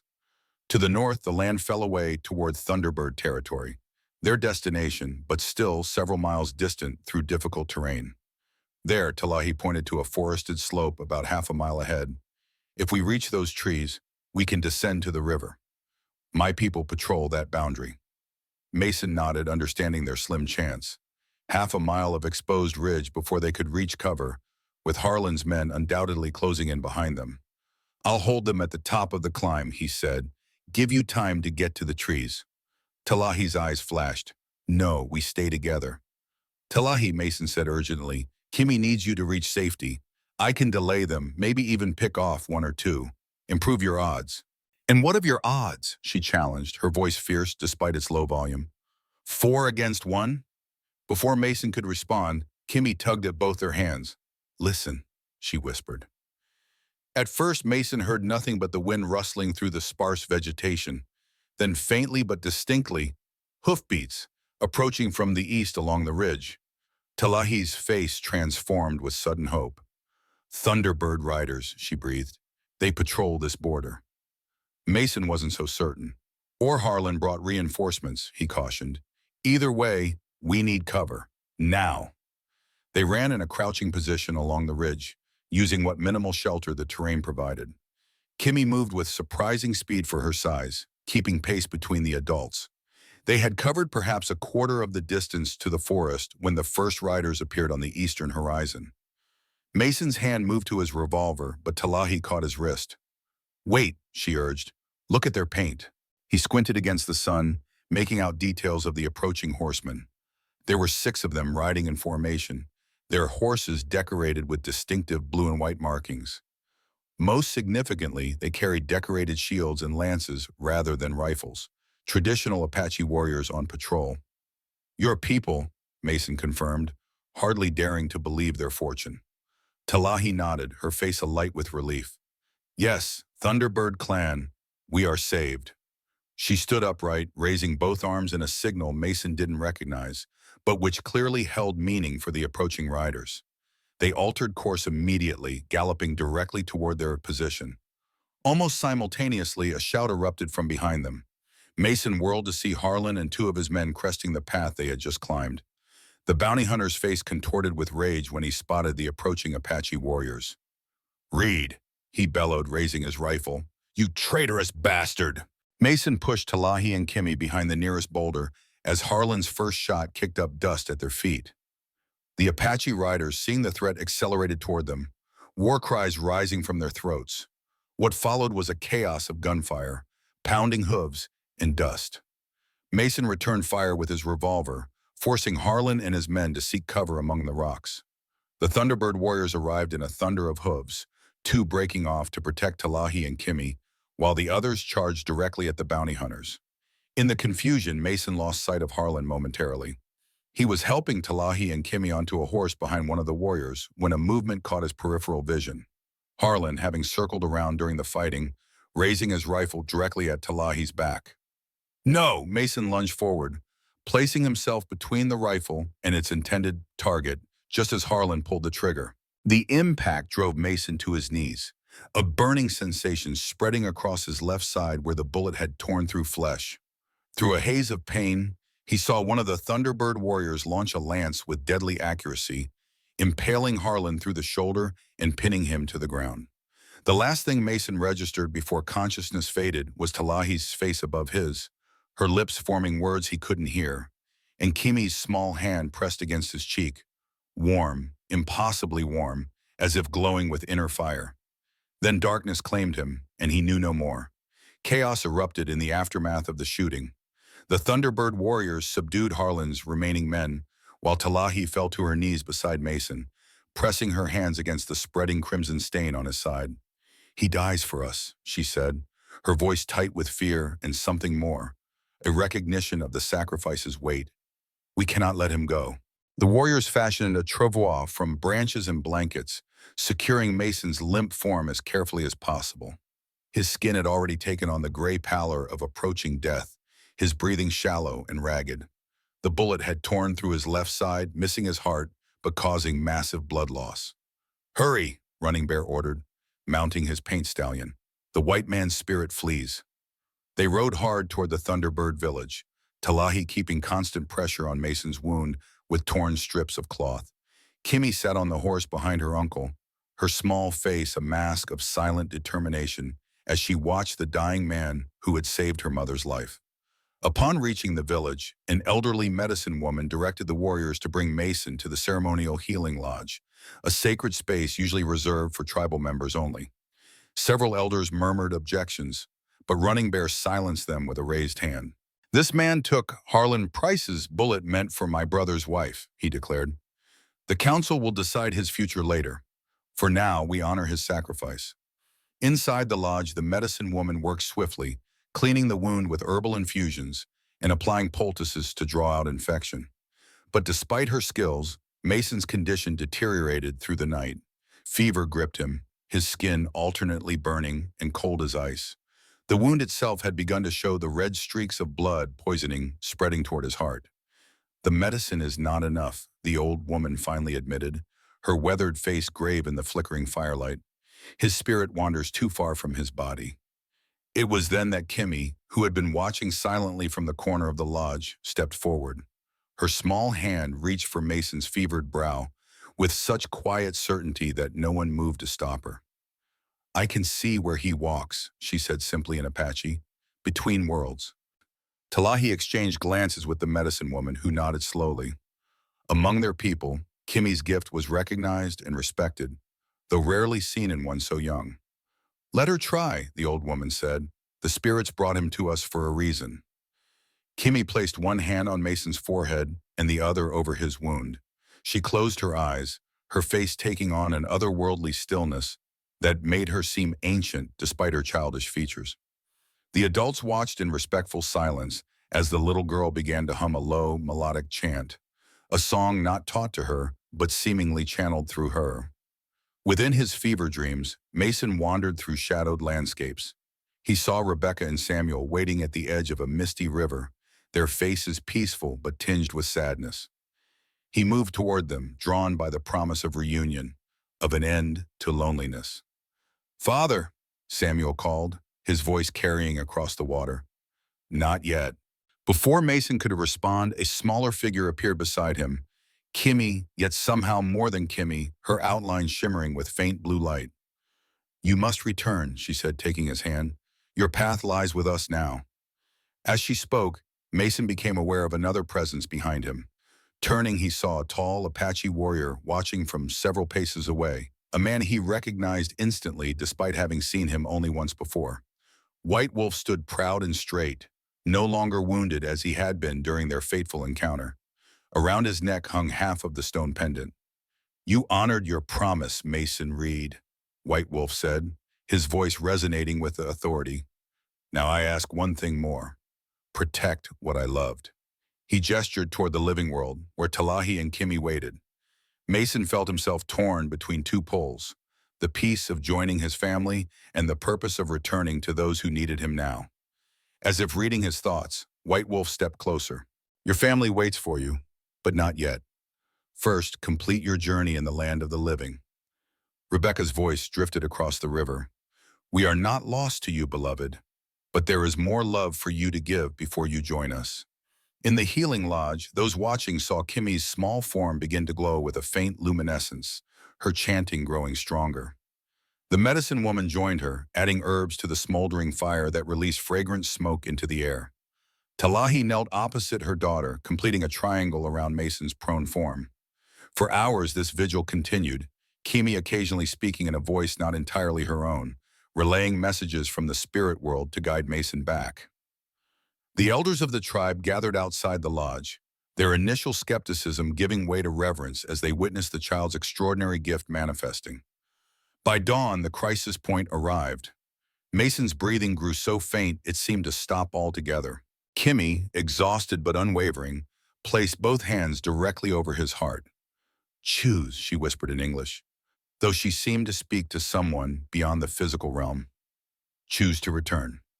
Within his vision, Mason made his decision. With a final glance toward Rebecca and Samuel, who now smiled in understanding, he turned and walked beside White Wolf in Kimmy's spirit form, back toward the world of the living. In the lodge, Mason's body suddenly convulsed, his back arching as he drew a desperate, shuddering breath. The wound at his side began to bleed afresh, but the blood ran clean and red, without the dark corruption of infection. The fever broke in a wave of perspiration that soaked through the blankets beneath him. Kimmy collapsed into her mother's arms, spent but triumphant. "He's coming back," she murmured, before falling into a deep, healing sleep of her own. The medicine woman examined Mason with wide, wondering eyes. "The poison recedes," she confirmed. "His spirit fights to stay." Running Bear, who had witnessed the entire ceremony from the lodge entrance, stepped forward to place a protective hand on Kimmy's sleeping head. "My brother's daughter has brought a white man's soul back from the edge of the spirit world," he said, his voice thick with emotion. "This is a sign we cannot ignore." For the next 3 days, Mason remained unconscious, but his condition steadily improved. The wound began to heal with remarkable speed, the angry red inflammation fading to the pink of healthy, new tissue. Mason drifted in and out of awareness, fragments of sensation penetrating the protective fog of unconsciousness. Pain, sharp and insistent. Movement, the rhythm of horses. Voices speaking in Apache. The cool touch of water against his lips. Throughout it all, a constant presence beside him. Sometimes Talahi, sometimes Kimmy, their hands grounding him to life when the darkness threatened to pull him under. He had no sense of how much time had passed when he finally opened his eyes to find himself lying inside a traditional Apache dwelling. Sunlight filtered through the smoke hole above, illuminating the circular space with soft golden light. The air smelled of medicinal herbs, wood smoke, and pine. You returned to us. Mason turned his head slowly toward the voice. Talahi sat beside his pallet, her face showing signs of exhaustion, but also profound relief. She wore traditional Apache clothing now, her hair adorned with beads similar to those in Kimmy's braid. How long? Mason asked, his voice hoarse from disuse. 4 days, she replied, offering him water from a clay cup. The wound was deep. The fever almost took you. As awareness returned more fully, Mason became conscious of the bandages wrapped tightly around his torso and the lingering weakness in his limbs. Harlan? Dead, Talahi said simply. Running Bear, my brother-in-law, killed him when you fell. She hesitated, then added, the others fled. They will not return to Thunderbird lands. Mason absorbed this information slowly. Harlan Price, the man who had embodied the worst aspects of the frontier's prejudice and cruelty, was gone. The hunt was truly over. Kimmy? He asked. Talahi's expression softened. She is well, playing with her cousins. She has asked for you every day. A small smile touched her lips. She tells everyone how the brave white warrior saved her mother's life. The memory of that moment on the ridge, the split-second decision to place himself between Harlan's rifle and Talahi, returned with clarity. Mason had acted without conscious thought, driven by something deeper than reason. I couldn't let him hurt you, he said simply. Talahi's hand moved to cover his, her touch warm and sure. You nearly died for us. It was worth the risk.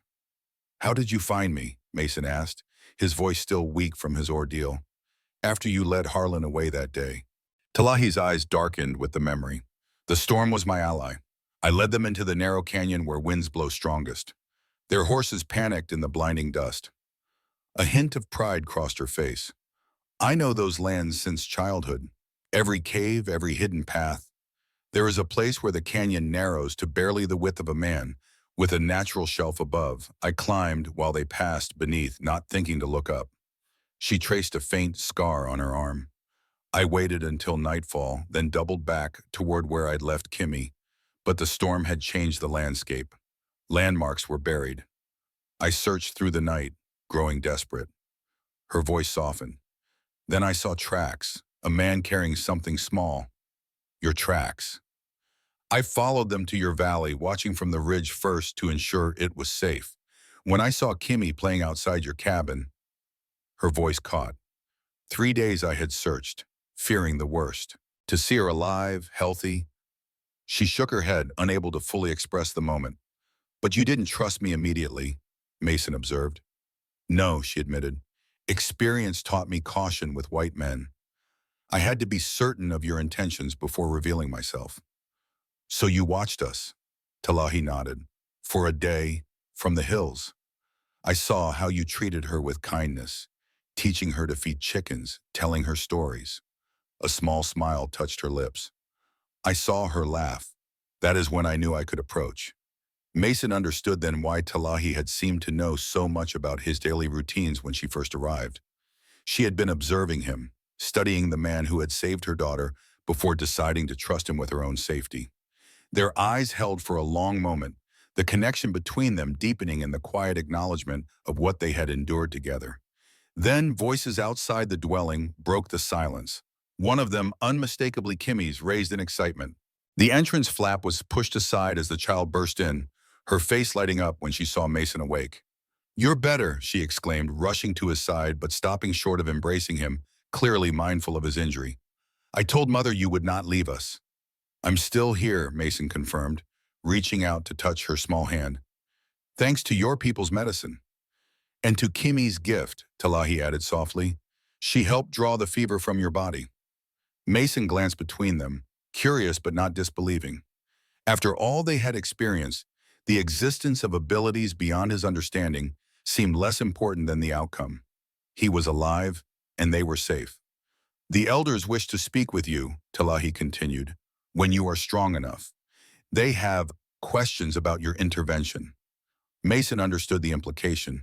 A white man, former cavalry, helping an Apache woman escape bounty hunters, and then nearly dying to protect her. It defied the expected order of things. What have you told them? The truth, Talahi replied, that you are the man who spared White Wolf, that you protected his family when they needed shelter, that you honored the broken circle. Her fingers touched the stone pendant that now hung openly around her neck. Before Mason could respond, the dwelling's entrance parted again. This time, a tall, imposing man entered, middle-aged but powerfully built, with the same hawk feather in his hair that Kimmy wore in her braid. His face bore the weathered dignity of leadership, and though his expression was guarded, there was no open hostility in his gaze as it settled on Mason.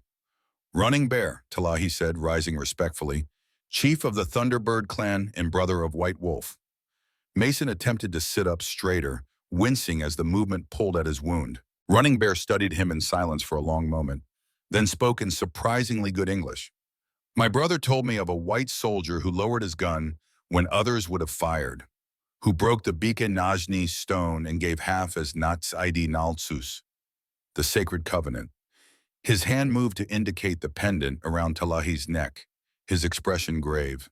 In 10 generations of Thunderbird clan, this covenant has only been formed 7 times, and never with one outside our people. His weathered fingers touched his own pendant, similar but unmarked. Our ancestors believed that when the sacred circle is broken between different bloods, the Great Spirit watches closely. The reunion of these stones is not just between 2 people, but between worlds that have been separated. His eyes studied Mason with new intensity. I did not believe such a white man existed, one who could understand the weight of this bond. I'm not special, Mason replied honestly. Just a man who grew tired of killing. Running Bear's expression remained solemn, yet you were willing to die to protect my brother's wife and child. He gestured toward Mason's bandaged torso. Actions speak louder than words, Mason Reed. And yours have spoken clearly. A subtle shift occurred in the atmosphere. Not quite friendship, but a recognition of shared humanity that transcended the bloody history between their peoples. When you are healed, Running Bear continued, we will hold council. There is much to discuss about your future. With that enigmatic statement, he nodded once to Talahi and departed, leaving Mason with more questions than answers. My future? Talahi resumed her seat beside him, her expression thoughtful. The elders must decide if you may remain in Thunderbird territory. She hesitated, then added more softly, if that is what you wish. The question hung between them, laden with implications that extended far beyond the immediate situation. Did he wish to remain, to build a new life among people who had every historical reason to reject him? To attempt a future that would surely be fraught with challenges both external and internal? Mason thought of his cabin in Shadow Creek Valley, the solitary existence he had carved out of grief and regret. It had been a kind of living death, preservation without growth, survival without purpose. What awaited him there but the same empty routine, now made more hollow by the memory of what he had briefly found with Talahi and Kimmy. I wish, he began, then paused, finding unexpected difficulty in articulating the desire that had grown in his heart. I wish to be where I can do the most good, where I might find purpose again. Talahi's eyes softened with understanding. And if that place is here, among people who have called your kind enemy for generations, then I would face those challenges, Mason said, his conviction growing with each word. I would earn my place day by day, learn your ways, teach what I know that might be useful. He met her gaze directly. Build something worth living for. The weight of his implied meaning that she and Kimmy represented that something was clear into the silence that followed.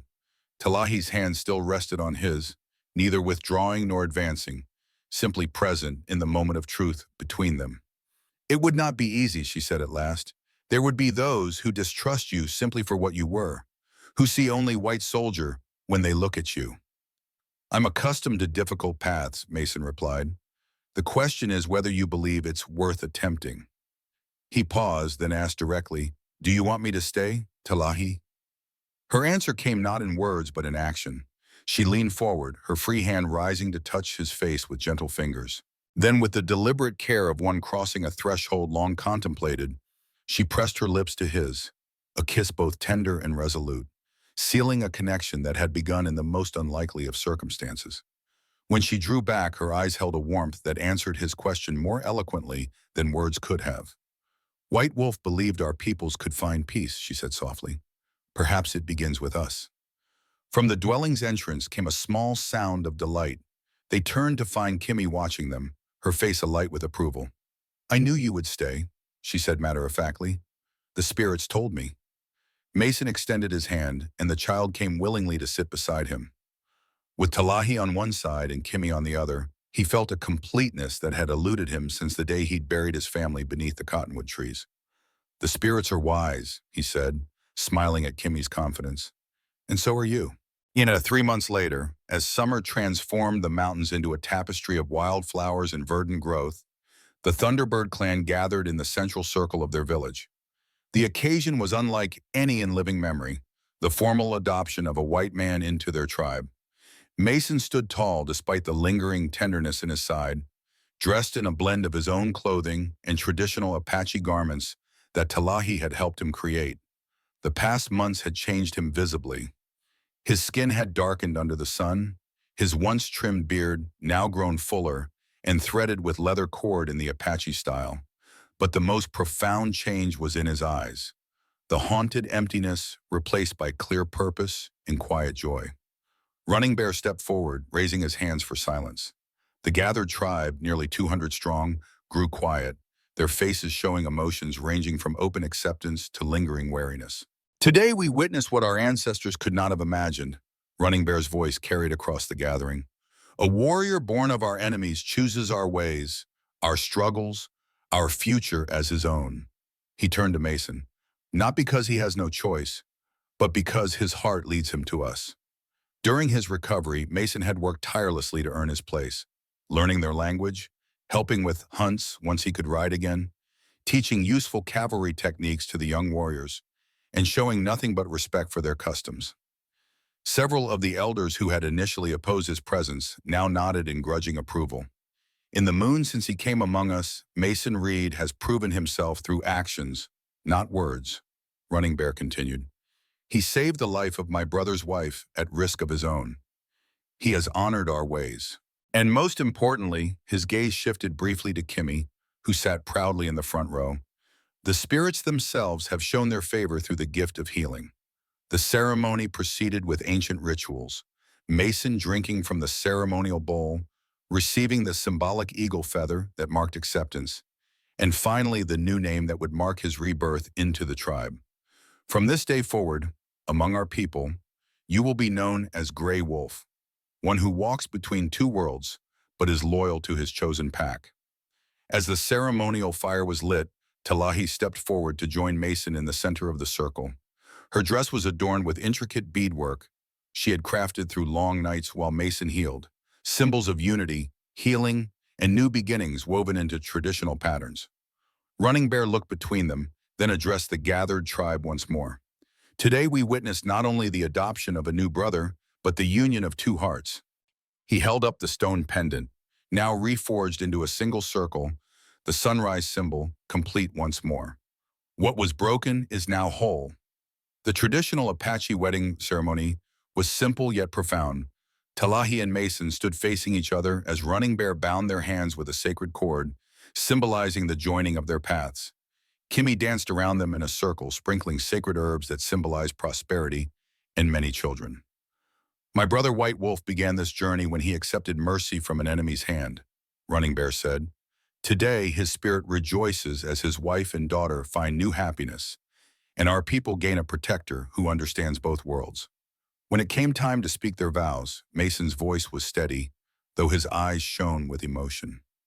He had practiced the Apache words carefully, wanting to honor Talahi's heritage.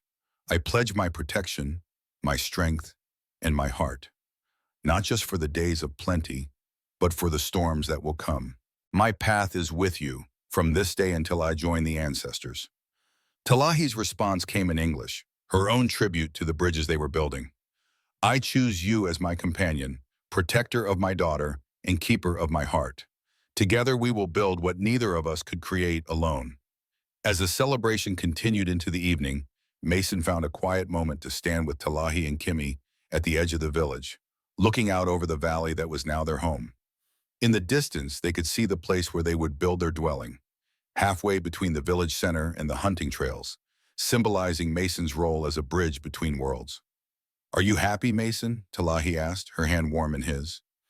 He looked down at Kimi, who was busily arranging stones in a pattern only she understood, her face peaceful in the golden evening light. Then he turned to Talahi, the woman who had given him a reason to live when he'd forgotten why it mattered. "For 5 years, I existed with ghosts," he said quietly. "Now I live with hope." He squeezed her hand.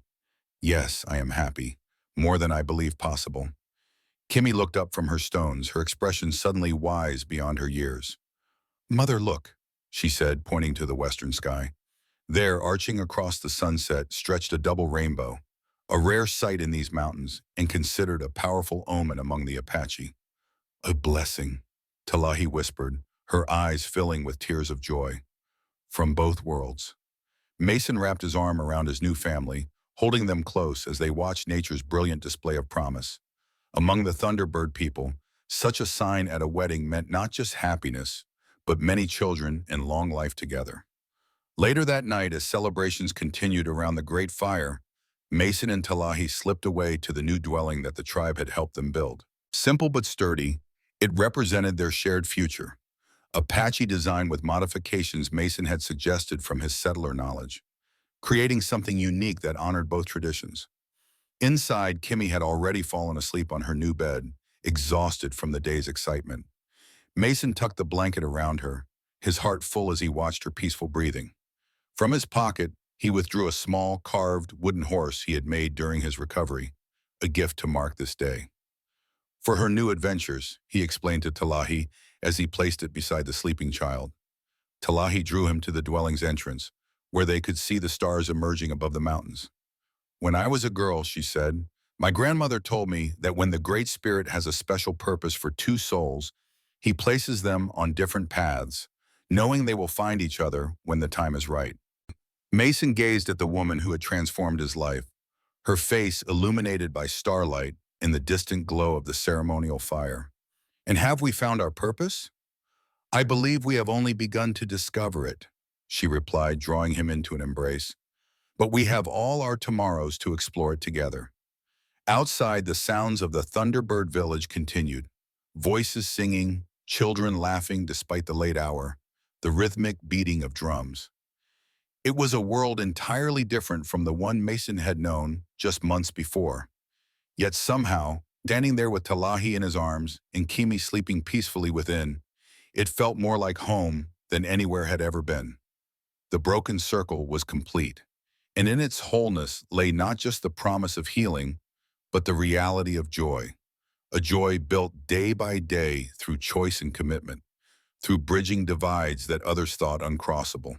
As the stars wheeled overhead, marking the passage from one day into the next, Mason Reed, now Grey Wolf of the Thunderbird Apache, knew with bone-deep certainty that he had found not just purpose, but the greatest treasure any human could hope for, a family bound by love rather than blood, and a future limited only by the horizon.